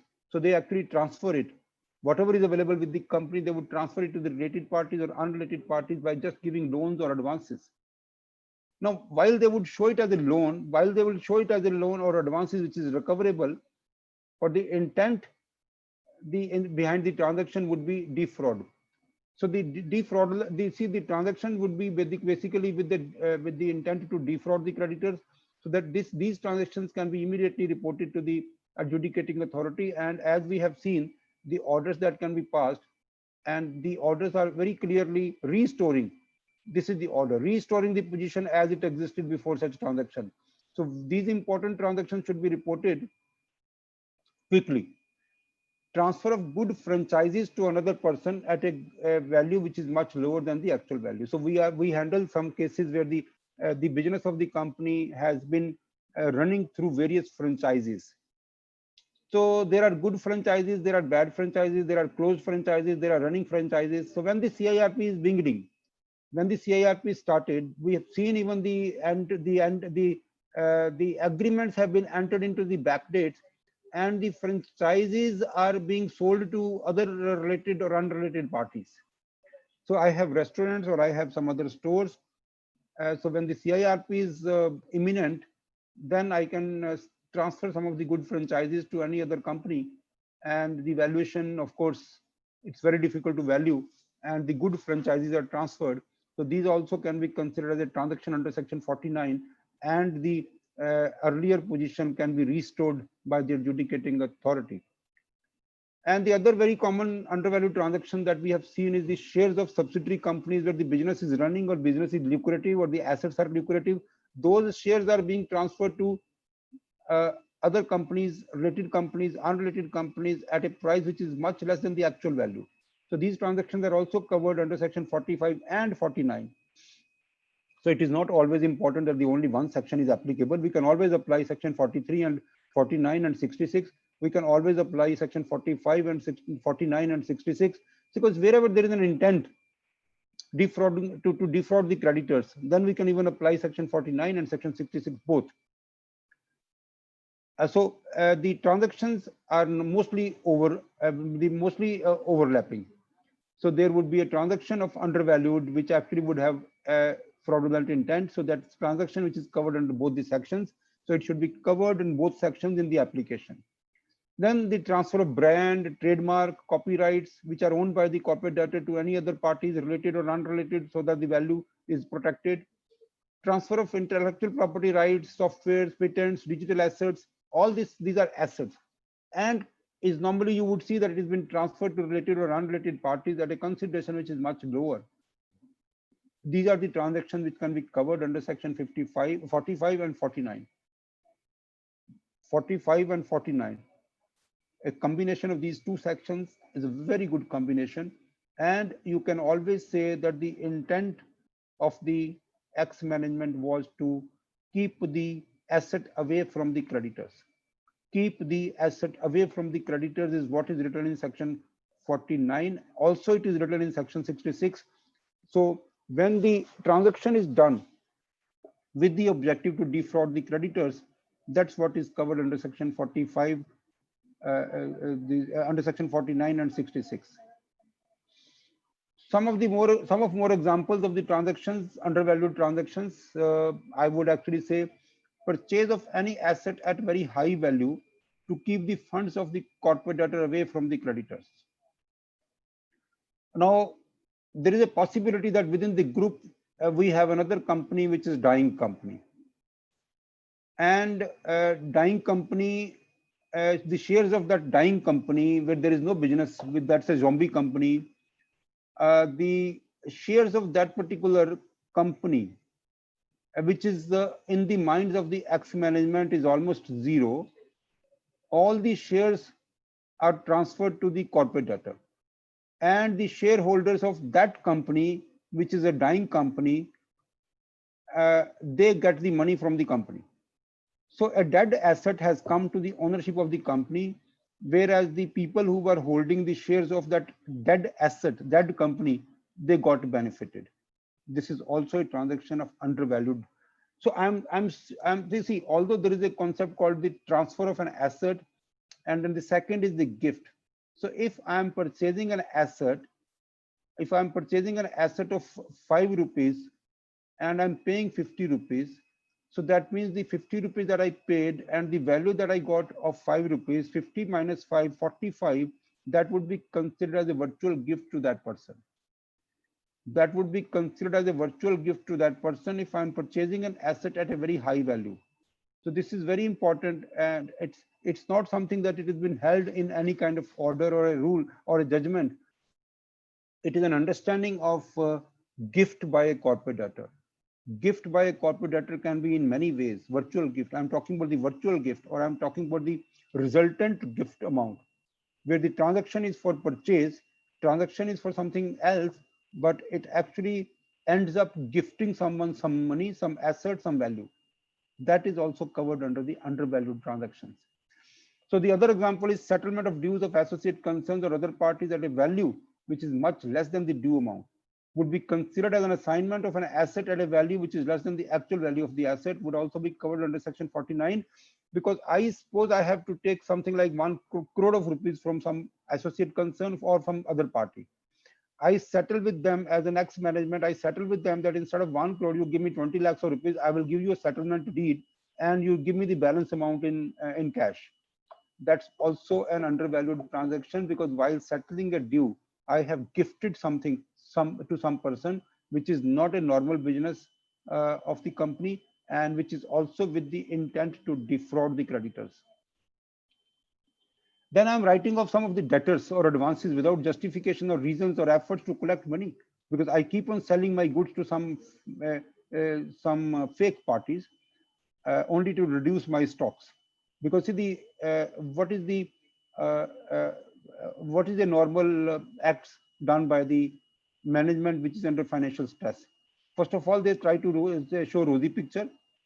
During the process of showing a rosy picture, they would increase their current assets, that means stocks and debtors. And while they finally come to the CIRP, they would try to bring it down. And when they try to bring it down, that means that they will try to write off the sundry debtors or advances. So when they write off the sundry debtors or advances without any justification, without any reason, and without even giving complete KYC of those debtors, that also can be a section 49 item, because that's an item which is a kind of passing on a benefit to someone, which is considered as a gift under section 45 and can be reported to adjudicating authority under section 45 read with section 49. As I said already, buying the shares of an associate concern for a value which is much higher than the actual inherent value of those shares. I've already said this is the transaction would be considered an undervalued transaction, would also be covered under section 49. Then buying dead assets of the family or associate concerns to keep the asset or money of a corporate debtor away from the creditors. Now, the family might have an asset which is under litigation. The family might have an asset which has got a face value, very high face value, but the inherent value is very low.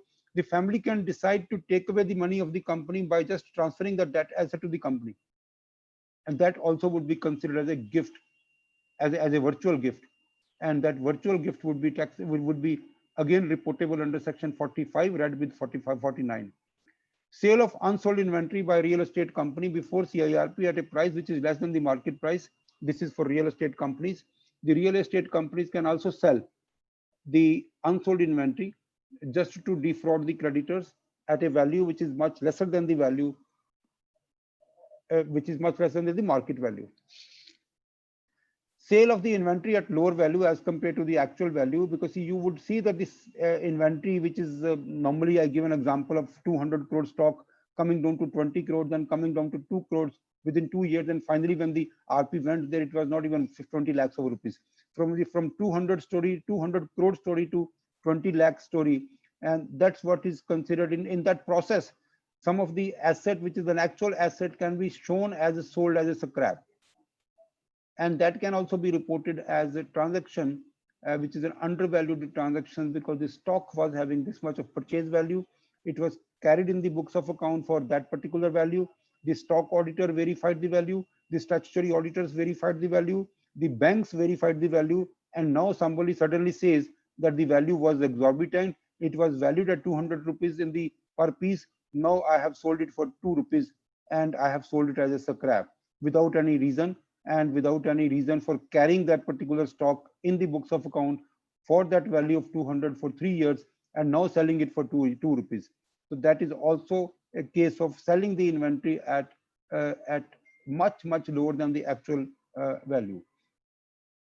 So I would actually be coming back to the various because see, let's understand the phoenixing also here. See, the concept of phoenixing I would like to explain here, which is a phoenix is a mythological bird which burns itself and rise from ashes with renewed youth to live through another cycle.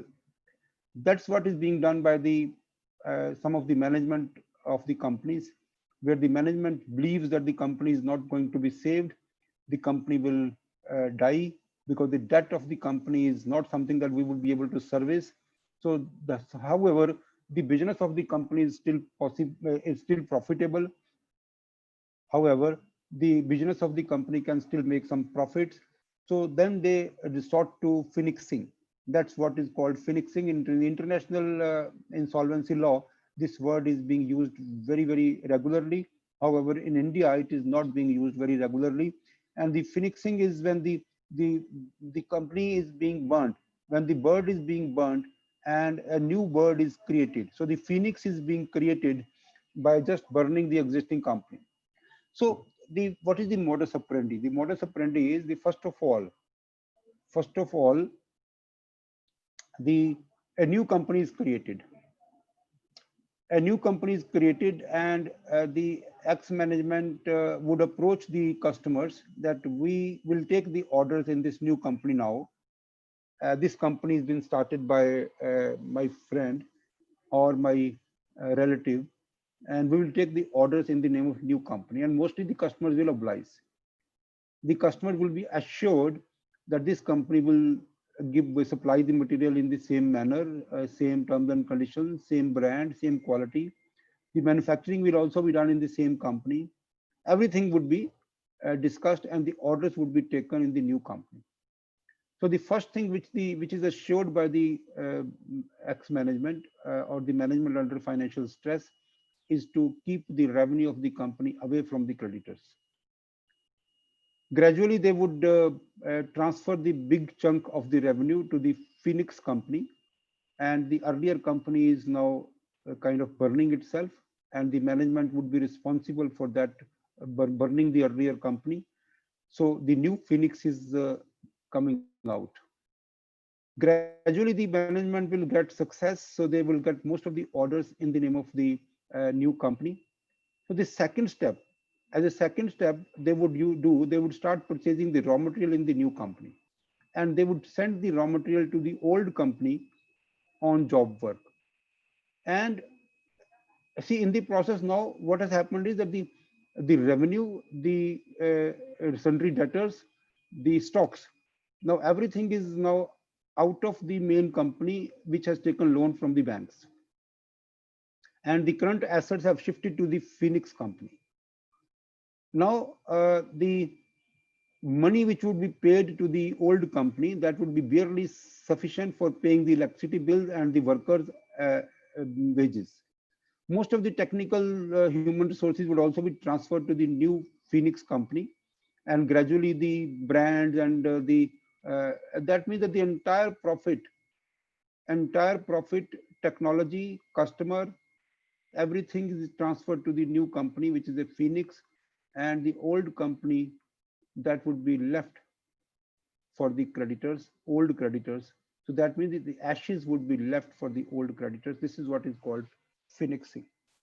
So this phoenixing is very, very prominent, and this phoenixing can also be covered in some kind of undervalued transactions, because whenever we see such transactions happening, some assets are being transferred, some technology is being transferred, some copyrights are being transferred, can be brought under the undervalued transactions.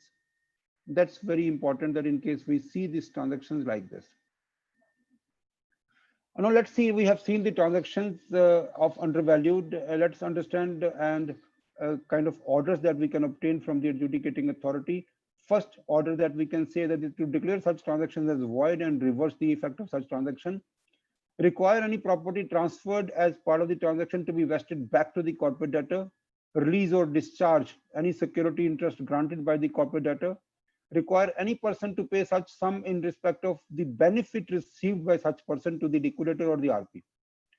So all this like 48(1)(c) talks about the benefit also, so that when we talk about the benefit, that means that the virtual gift or the resultant gift or the benefit that somebody has got, that also can be the order of the adjudicating authority, where that person is directed to pay such sum to the liquidator or the RP. Require the payment of such consideration for the transaction as may be determined by the independent expert. Of course, that talks about the expert. Under section 47(1), also to restore the position as it existed before such transactions and reversing the effect thereof in the manner to declare such transaction as void and reverse. And in that case, where the transaction has been reported by a shareholder or a creditor to the adjudicating authority, then the IBBI will initiate disciplinary action against the RP or the liquidator. So these are the orders that we've already said. However, there is a protection of those people who have purchased these properties in a good faith, and they have paid some good value, and they have got no notice of the company is under CIRP. So those people are protected. So this is what is the, we have already discussed section 45 and 49. So now I would like to take the questions for section 45 and 49. Then I will move on to extortionate transactions. Yes, Ankit. Yeah.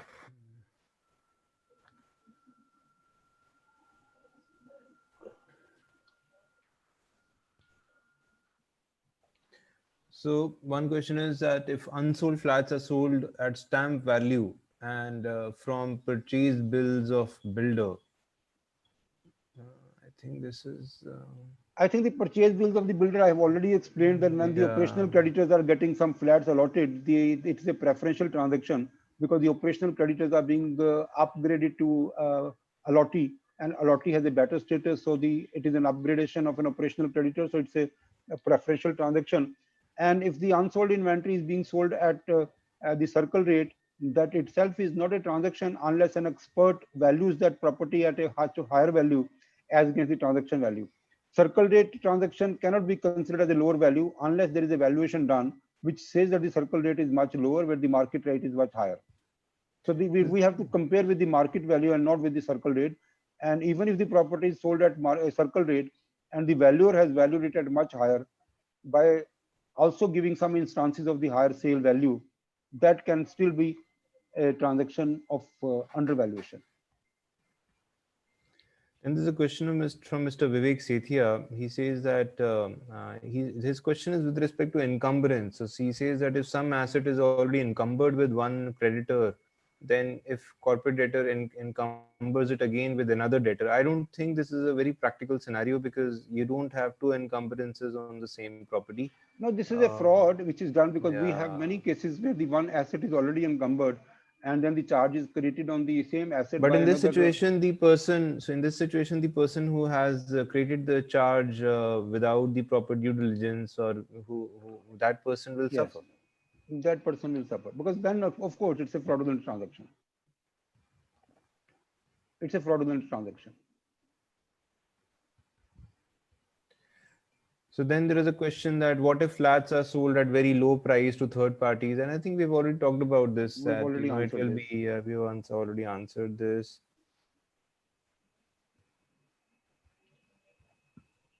How CCDs, NCDs, intercorporate deposits between associate companies or sister companies have to be dealt with in relation to preferential transaction aspect. I think each and every creditor has got its priority under Section 53. It may be from the related parties, it may be from associate concerns. If an associate concern is a secured creditor and this is a genuine transaction of a secured creditor, then of course, if anything is paid, that would be compared with the other secured creditors. So if that has been paid while the other secured creditors have not been paid, that still becomes preferential, because if there are 10 other secured creditors and one is the NCD, and the NCD is paid, which is taken from the associate concern, maybe against a security, but then one secured creditor is paid, other 9 are not paid. It's a preferential transaction. There's a question from Priyanka Thakkar, how to prove the intent under Section 49. The intent is that we are saying that the intent is to keep the asset of the company away from the creditor. So one situation is that the promoters had the information, because it talks about the Twilight Zone, which I'm coming to the fraudulent section, and because I'm only worried about the time, which is again like it's almost finishing, and I have to move on to the fraudulent transactions. I have to just discuss the concept of Twilight Zone. So I think in that process, all these questions can be taken up. But I think we can. You can continue, and we can then take these questions. So see, very little time that I will spend on the extortionate credit transactions, because see, like when we say that the PUFE transaction, which is the name given by the resolution professionals only, PUFE, preferential, U, undervalued, the F, fraudulent, E for extortionate. So PUFE doesn't become complete in case I don't discuss extortionate credit transactions. Although it's not much of the transactions have been found. We have not found any order of the extortionate credit transaction so far. Section 50 deals with this, and it only deals with the report has to be given by the RP or the liquidator. Extortionate transactions are where the CD raised financial or operational debt within the period of 2 years, and that to the terms of the transaction is very heavy. It is very exorbitant. So it actually is exorbitant, mean that it is the kind of extortion kind of a scenario. Those transactions can be reported, and the adjudicating authority would pass an order directing the other party to relax the terms of the loan, and whatever benefit has gone to the lender, that also can be reversed and can be brought back to the corporate debtor. And the terms are unconscionable under the principles of the law. So like not many transactions, but then yes, we have the orders can be taken from the adjudicating authority where the restoring the position at existing prior to the transaction, and to set aside the whole or part of the debt created on account of extortionate credit transactions. Modify the terms of the transactions, require any person who was party to the transaction, or repay any amount received from such person. However, the provisions of these sections are not applicable. This is very important. The provisions of Section 50 is not applicable to any person providing financial services. That means that in case I am taking a loan from an NBFC, and the NBFC can give me a loan at 30%, 35%, 40% interest rate, nobody can challenge that because they are in the business of providing financial services. If I am giving the credit interest of 30% to credit card companies, that also nobody can challenge because this is financial services provided. Like again, some of the examples of extortionate credit, taking unsecured loan from parties at an exorbitant rate of interest with and unfavorable conditions, while the corporate debtor is under financial stress. The suppliers stipulating monopolistic terms of supplying goods on credit. Borrowing from employees, directors, or associate concerns at a very high interest rate is also an extortionate transaction. However, credit card loan from NBFCs are not kind of extortionate transaction. And coming to the fraudulent transactions, of course, the section is very small, but it actually has got very wide implications. So the fraudulent transactions, the most important, most fearful transactions, that's something which is considered to be fraud. Again, resolution professional, the liquidator will find these transactions. The transactions, what are the transactions with the intent of defrauding the creditor? The only word which is written in section 66(1). 66 subsection 1 talks about the transactions with the intent of defrauding the creditors. Business of the corporate debtor has been carried on with the intent to defraud the creditors or for any fraudulent purpose. This is what is the word which is again and again mentioned here in section 49, also with the intent to keep the assets away from the creditors. And in section 69, the transactions are being undertaken. Transactions are undertaken with the intent to defraud the creditors. The business of the corporate debtor has been carried on with the intent to defraud the creditors for any fraudulent purposes. So again and again, the same words are repeated. Defrauding the creditors with the intent to defraud the creditors. That's what it is. Now, coming to section 66(2). 66(1) says that part. Now, let us see what section 66(2) says. So this is what is called transactions during twilight zone or twilight period. Section 66(2) says when the transaction has taken place before the commencement of insolvency, when the director knew or ought to have known that there was no reasonable prospects of avoiding the commencement of CIRP, and such director or partner did not exercise due diligence in minimizing the potential loss to the creditors of the corporate debtor. During the twilight zone, the directors has been given an additional responsibility. And that additional responsibility is that they actually have to do the business with due diligence. And in case there is a possibility of, they have to work diligently to minimize the potential loss to the creditors. So this is a very important section, and that too during twilight zone. Twilight zone means at that time when the directors knew that it is not possible to avoid CIRP of the company, so they might enter into some transactions which are not otherwise fraudulent, but those transactions have not used normal general business acumen of the directors. Those transactions can also be considered as fraudulent under section 66 subsection 2. 66 subsection 1 is different. 66 subsection 2 is different. 66 subsection 1 says that with the intent to defraud the creditors. 66 subsection 2 says that during the twilight zone, you actually have to be more diligent to minimize the loss or to the potential loss to the corporate debtor. I think it's a very big section that actually has to be understood, that there is an additional responsibility on the directors.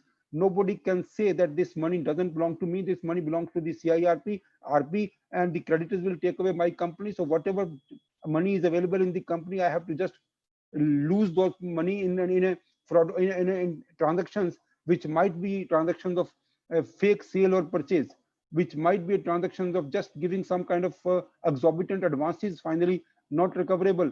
Those transactions cannot be finally to selling the stocks of those parties who are not giving their money back. So those are the transactions which are being done during the twilight zone, and the directors have not exercised due diligence in minimizing the loss.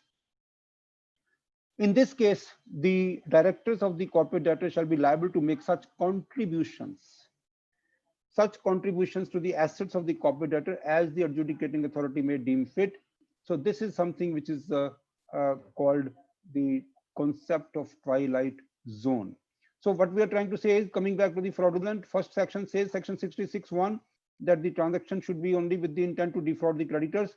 Second section says that the transaction, even if it is not with the intent of defrauding, but then the diligence has not been used during twilight zone, those transactions are also covered under section 66 subsection 2. And then the adjudicating authority might even pass an order, and the contributions by the directors can be ordered. So now in this case, we normally call them as contributories. So whenever we file an application, and we tell that these are the contributories, and these contributories have not used the diligence, and they are supposed to be contributing the loss which they have incurred for the company to the corporate debtor. Although this twilight zone or twilight period has not been defined in any particular legislation, but in common business parlance, it refers to the period of trading when the company has insufficient funds to pay its debt and is on the verge of insolvency. The period of financial distress where there exists a reasonable cause to believe that the insolvency may commence, and the directors have a duty to minimize the losses to the creditors and protect the assets of the company. There is a need to make the directors more diligent, prudent, and aware of decision making during twilight period. And IBC introduced specific duties that are owned by directors towards the creditors of their companies which are in financial distress. During this period, the transactions that are entered into by the company are vulnerable to scrutiny and might give rise to several liabilities on the part of the directors. So section 66 of the code identifies the twilight zone as the starting point of the period from the time when the creditors knew or ought to have known that there is no reasonable prospects of avoiding the commencement of corporate insolvency resolution. The twilight zone has serious business implications for any company because it determines whether the company will eventually emerge from this situation of insolvency or perish. So this is important. So the concept of twilight zone is only that this particular period is very, very important. In case this particular period the company is not protected, then it will be difficult for the company to revive, because whatever is left with the company, if the directors loses that money during the twilight zone, that means that the company will never emerge from this situation and it will perish. The decisions taken by the directors on behalf of the company significantly impact the outcome of the insolvency process when the company or its creditors formally commence it. Shift of duties of directors management from shareholder centric to creditor centric. During twilight zone, the duties of the management shift from shareholder centric to creditor centric. So in the fraudulent transactions, the orders that can be obtained, again, the person who actually were knowingly parties to the carrying on the business shall be liable to make such contributions. So the person who were knowingly parties to the carrying on the business in such manner shall be liable to make such contributions. So who were the persons who were liable to be known? Maybe all the KMPs, directors, management, that a director or a partner shall be liable to make such contributions if such director had knowledge that there is a reasonable prospect of avoiding the company is going to commence a CIRP. Such director did not exercise due diligence. So this is the orders that we can obtain. First of all, we actually have to say that the transactions were incurred, transactions undertaken with the intent to defraud the creditors, transactions were undertaken during twilight zone, and the due diligence was not used. So the directors or the other KMPs can be called as contributories. The adjudicating authority can actually ask them and direct them to contribute that kind of loss to the that kind of loss to the corporate debtor. So when we are saying about 66, it is also important that we should also read section 69 of the IBC. Section 69 of the IBC talks about the offense, the punishment for the transactions defrauding the creditors. So whenever there is a transaction under section 66, or there is no reference of section 66, the only referred is who have made the transactions or have caused to be made a transaction as defined in section so these transactions, which are basically the fraudulent transactions, in such cases, it will be considered as a prosecution.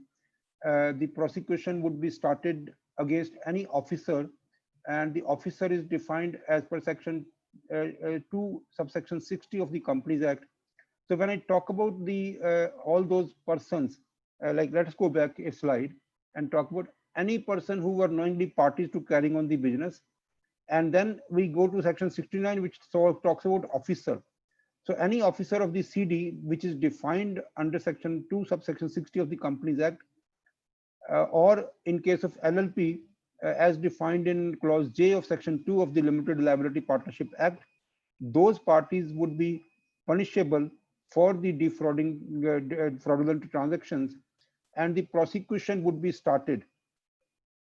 Prosecution would be started by IBBI under section 236 of IBC, because the prosecution can only be started by IBBI till now. I mean, later on, maybe there is another authority which might be responsible for prosecuting the for various offenses under the IBC. For the time being, there is a prosecution department under IBBI, and that prosecution department takes up all the criminal offenses and files applications for prosecution and trial before the special courts constituted under the Companies Act in 2016. I think there are about 29 such special courts which is already functioning under the Companies Act, and all these applications of prosecution will be filed by the prosecution department of IBBI to these special courts. So these fraudulent transactions, I think now I am coming to the various most common fraudulent transactions which we have experienced in our career. So Ankit, I think when we finish the transactions, or is there any questions so far which we can handle? Because we can only extend by 15-20 minutes, and I think we have already done, and we quickly handled because this was already part 2, so it was not possible to further extend it. So we have closed to the finishing line, but I think in case there are some questions, then I will actually use the most common fraudulent transactions that we have seen and we have reported to our adjudicating authority. I think you can go ahead with this example, and that will solve. That will clarify many doubts. Yeah, because that will cover a lot. Okay, so I will see whatever I have listed here based on our experiences, and it is not based on the adjudication because the adjudication is pending in most of the cases. Any transaction with the objective of keeping the assets or property of the corporate debtor away from the creditor, this is a very common fraudulent transaction, but by whatever means, if we find that the objective of this transaction was to keep away the asset or money of the company away from the creditors. Manipulation of the books of account or other records of the corporate debtor to deceive the creditors. When we say that the companies were making double balance sheets, when we also see that some transactions were, the books of accounts were manipulated, and the other records of the company were also manipulated to deceive the creditors. How a company can deceive the creditors?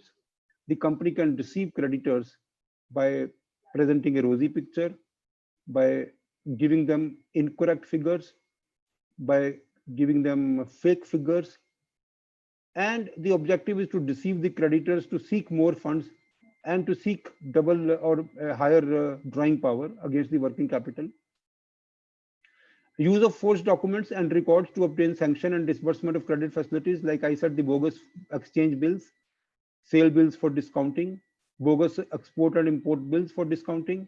These are definitely fraudulent transactions and must be reported as section 66 and 69, because in many cases that we are trying to find out these transactions which are apparently fraudulent transactions because the forgery is involved, the bills are made and without underlying transactions of physical movement. Falsification of books of account by recording fake transactions of sale and purchase for obtaining increased credit facilities from banks and financial institutions. When we falsify books of account, enter fake sale, fake purchase, just to uh, swell the sale or balloon the purchase. So this is what is fraudulent transactions, where the intent is to defraud the creditors, to seek higher credit facilities by providing them the incorrect figures intentionally. Intentionally providing them incorrect figures to take more loan, that is also fraudulent transactions and must be reported. Falsification of books of account by making entries of bogus expenditure for diversion of funds of the corporate debtor for personal gains of the management.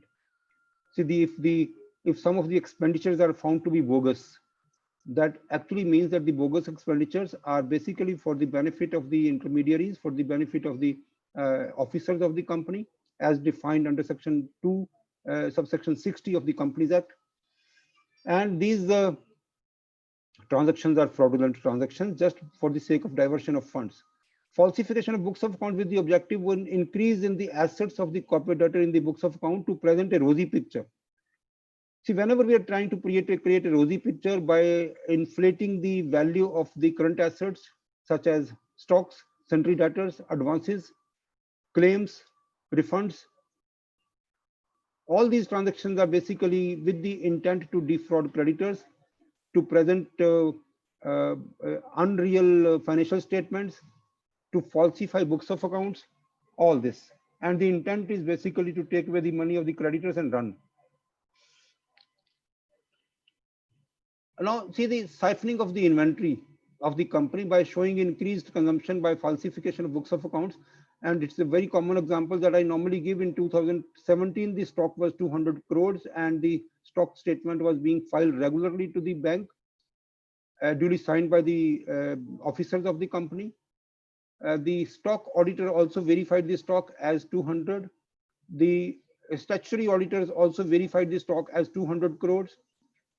Bank also verified the stock as 200 crores and allowed the drawing power. Now suddenly the officers of the company came to know that the company would not survive and it has to go to CIRP, or the new law has come, or the company is going to go to SARFAESI. Then they would try to bring the stock down, otherwise they would be caught when the physical inspections would be done by the creditors or the RP. So they will bring down to 20 crores and the 180 crores would be shown as consumption in 1 year. In the subsequent year, they might even bring down the stock to 2 crores. And in this process, just by showing bogus consumption, and one can definitely make a case that in the earlier years, the raw material consumption was only 60-70%. Now the raw material consumption has actually shot up to 160%. And that's nothing but siphoning of the inventory. And that should be reported as a fraudulent transactions. Submission of fake financial statements to bank to secure additional credit facilities, that is a double balance sheet case. Siphoning away funds of the company by resorting to bogus transactions causing loss in the books of the account for personal gains. Some bogus transactions of purchase, some bogus transactions of sales continuously.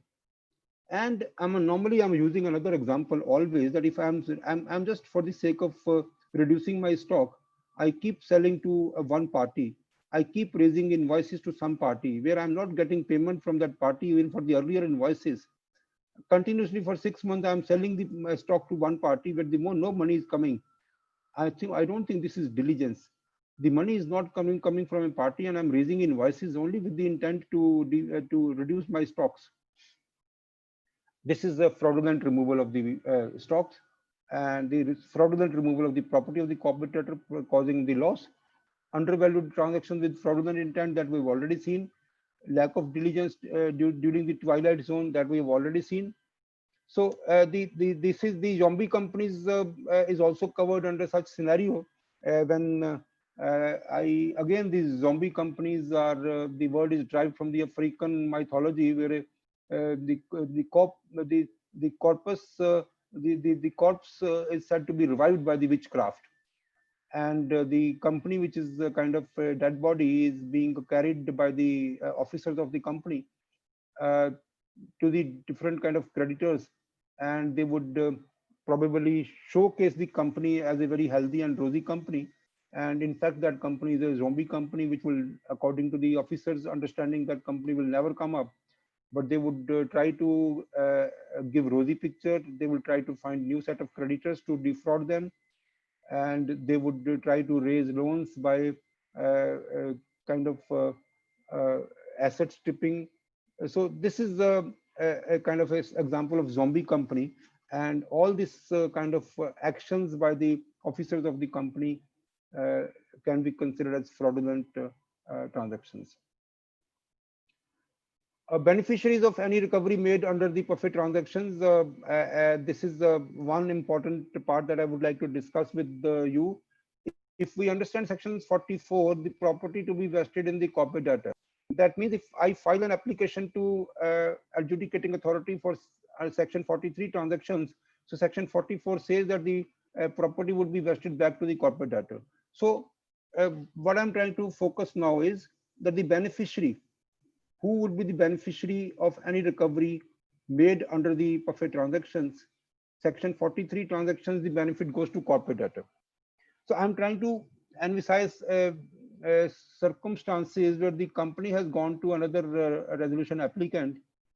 The resolution plan has been approved, and there is an order from the adjudicating authority under section 44, and whatever transactions of preferential transactions were done, that property is now vested back to corporate debtor. That means that the property has now come back to the corporate debtor, and the corporate debtor has been taken away by another company, another resolution applicant, and at that particular time it was not factored in, so that particular resolution applicant will stand benefited.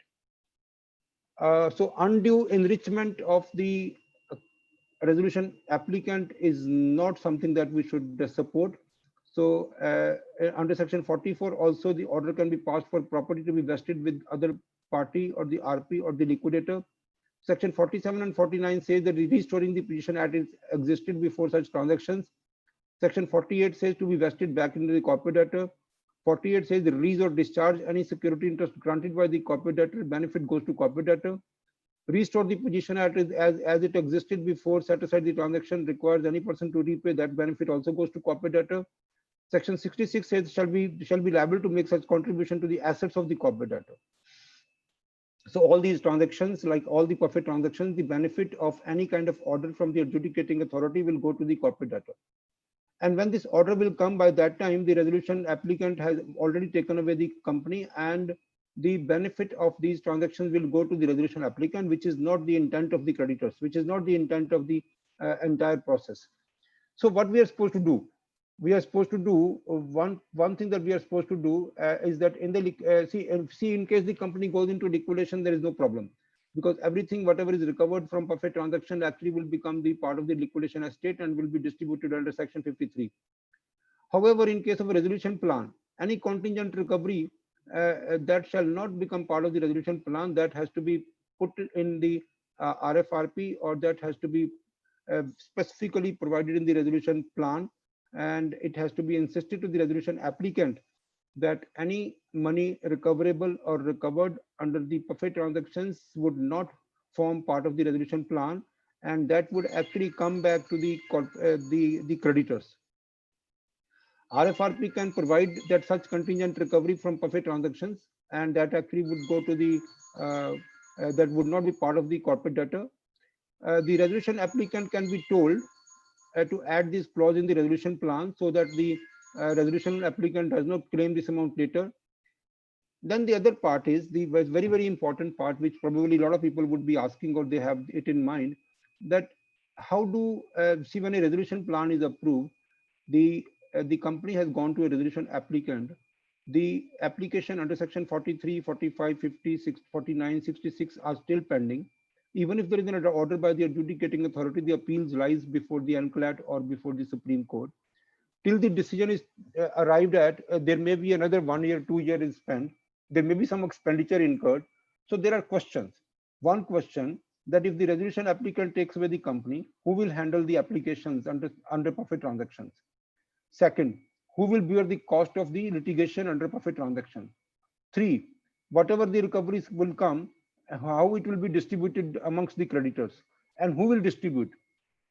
3, So all this has to be resolved before a resolution plan is approved. All this has to be resolved before a resolution plan is approved and has to be submitted to the adjudicating authority so that it is mentioned in the order approving a resolution plan. So what we need to get mentioned, what we need to present before the adjudicating authority. Number one, that the entire litigation would be handled by the resolution professional, and resolution professional would continuously would continue and would be authorized to handle the litigation, would be able to appoint lawyers, and would be able to even pay their fee. Second, the CIRP cost, there should be an estimate of the future expenditure in the CIRP cost, and that kind of money should be kept as a reserve with the RP, and with the condition that any money saved will go to the creditors later on. 3. The resolution should be passed in such a manner that any money recovered from PUFE transaction would be allocated to the creditors in this ratio. All these resolutions should be submitted to the adjudicating authority along with the resolution plan. Though these conditions should be mentioned in the order finally. Then the PUFE transaction applications can be pursued. The fee can be paid to the lawyers. The benefit can be distributed to the creditors. Otherwise, all these PUFE transaction applications will actually be will remain unattended, and the benefit will go to the fraudulent promoters. So this has to be very, very carefully handled, and this cannot be ignored. So any resolution plan, while approving the resolution plan, we actually have to consider all these three parts, maybe, because it is very important for all the resolution professionals who are attached with us, who are connected with us, that this is important, that we should provide for the CIRP cost, that cushion of the money should be available with the RP. RP should be authorized to handle the litigation in future. Money, whatever is recovered, should come to the RP, and it should be distributed to the creditors. So there are guidelines that we have received under the Supreme Court order, and that is the Anuj Jain for JP Infratech, and that order provided us a lot of guidelines in February 2020. One, that the combined application under section 43, 45, 66 should not have filed, as the degree of examination in preferential and undervalued and fraudulent are different. Supreme Court has directed that the applications under section 43, 45, and 66 should not have been filed as a combined application. So each application should be a separate application, 43 separate, 45 separate, 50 separate, 66 separate, because the degree of examination is separate, different. Secondly, the preferential transaction, the intent is not involved by the virtual of legal fiction of the deeming provision, whereas for undervalued transactions requires a different inquiry under section 45 and 46, in which the adjudication authority to require to examine the intent if such undervalued transaction were to free. So specific material are required to be pleaded if the transaction is sought to be brought under the mischief sought to be remedied by section 45, 46, 47, or 66. The adjudicating authority would have examined the aspects of preferential, undervalued, and fraudulent separately and distinctively. So applications are supposed to be filed separately. In the case of Raman Agarwal versus Mohit Chawla, which is a January 2020 NCLAT application, it is very clearly said that there is no provision to file any company application under the NCLT rules. Henceforth, the adjudicating authority, that is the NCLT of the country, will never entertain the company applications in insolvency matters. So in insolvency matters, we actually have to file an IA, whereas in the company law matters, we actually have to file a company application. So this is also should be kept in mind. In an earlier case, the NCLAT has held in the case of Anup Kumar, a resolution professional, in the case of Shivkala Developers Private Limited, and they're saying that the single application was filed, multiple allegations of the transactions were also raised, transactions found to be under normal business, and no action was taken in all these cases. So I think what I wanted to say, Ankit, is all over, because now I have the flow of application, which I don't think I would be able to handle. It will be too late then, because I actually have prepared a flow of transactions, like what kind of facts and what kind of flow, what kind of information is required to be given to adjudicating authority for an effective order. So the most important part that I wanted to say again is the handling of the litigation after a resolution plan is approved. So Ankit, we can take some of the questions, and I stop sharing my PPT and I can see in case there is any transactions. question. One question from Mr. Arvind Garg, that transactions under section 43, 45, 50 older than 2 years can be reported under section 66. That is, you want I think we actually have to see the intent to defraud the creditors.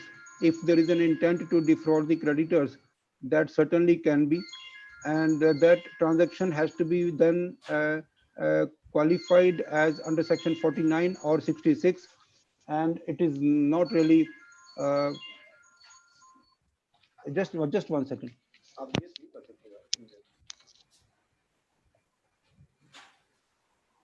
So this is not a transaction. See, if the transactions can be covered as an intent to defraud, then of course it has already been held in orders that for section 49 and section 40 and section 66, there is no look back period. Then a question that what is the difference between section 49 and 66(1), as both talk about intent to fraud the lender? So as I said, that section 49 only deals with the transactions as defined under section 45. And that means that the transaction should be for a transfer of an asset or a gift of a corporate debtor, gift by the corporate debtor. So if the transaction is for a gift or for a transfer of an asset with the intent to defraud the creditors, then it is a section 49 transaction. All other transactions that I have said, like any rosy picture, falsification of books of account, to defraud the creditors, everything else is section 66 transaction.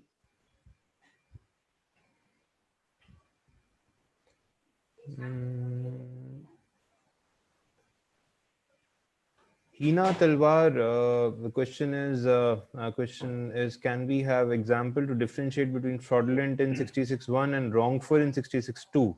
Also, as stated in 66(1), business of the CD has been carried on with the intent to defraud the creditor. So does it apply only to the management of the CD or covers outside parties with whom transaction has been entered? Also, and what are the consequences thereafter for such outside parties? So I think she has multiple questions. One, she wants to ask in case 66(1) has any replication for third parties.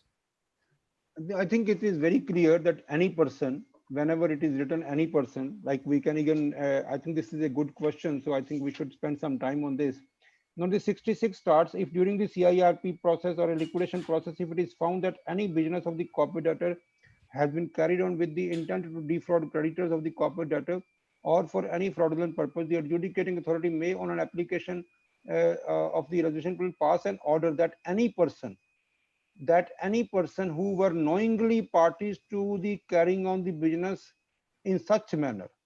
So that means any person, it is not restricted to the officers of the corporate debtor. Yeah, so it can include anyone and everyone who might have participated in saying that this business is not solvent.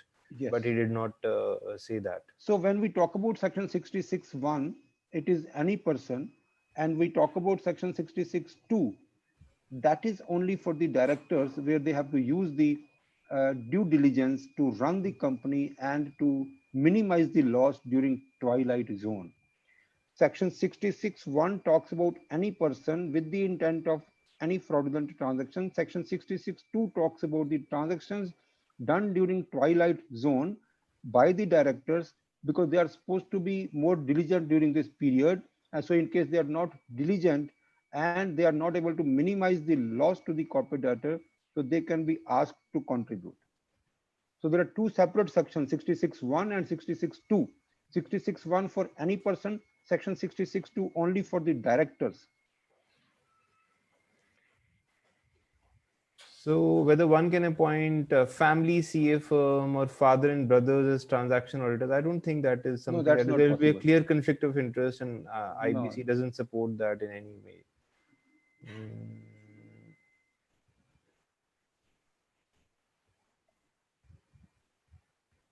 Can payment made to operational creditors within relevant time be considered as preferential transaction where the operations were discontinued 1 year before the payment made and purchase also made 1 year before? I think this is again a case of old operational creditors getting the payment. Yeah. Old operational creditor getting the payment when it is not related to the keeping, when it is not related to the normal business transactions, and it is also not for the purpose of keeping the company as a going concern. Yeah. So that's clearly a preferential transaction.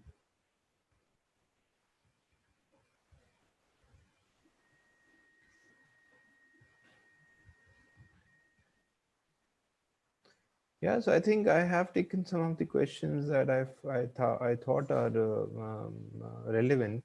Again, I think we had committed that we will finish within 2 hours 30 minutes. So we are already on 27th minutes. So with 3 minutes we'll spend on just thanking everyone for the love and affection that they are showering on us, for making a lot of registrations and for motivating us, and you remain connected with us for the entire period of 2.5 hours. And I receive a lot of messages, I receive a lot of emails. I thank all those people who send me emails, and I'm also apologize in case I'm not able to answer some of the emails, and thoughtfully so, because I think that those people will participate and ask their questions. That is the reason that we are practicing a model that every 30 minutes we would be taking the questions. As we are receiving a lot of compliments on the chat box, everyone is saying thanks, everyone is saying informative, everyone is saying heartiest congratulations. And I would repeat along with Ankit Goel that whatever we are doing, the only objective is the only and only objective is that this is our way of learning and no more objectives. Thank you very much, all the participants. Thank We you, everyone. have conducted the last real estate IBC, and the part 2 of the real estate IBC would be conducted on Saturday, and that would be the Saturday, coming Saturday at 6 p.m. After that, please watch on the personal insolvency for grunters. Personal insolvency for grunters is a very hot subject now. Most of the banks have decided to go after the personal grunters because the insolvency is for some time it is on a little bit of slow path, but the banks have got the direction that all those people who actually have given guarantee to secure any loan to corporate debtors, those should be proceeded against. So we would be coming up with the 2 or 3 webinars on personal grunters, insolvency and bankruptcy. Thank you very much. Thanks a lot for Thank you, everyone. Thank you so participating. much for your participation. Thanks.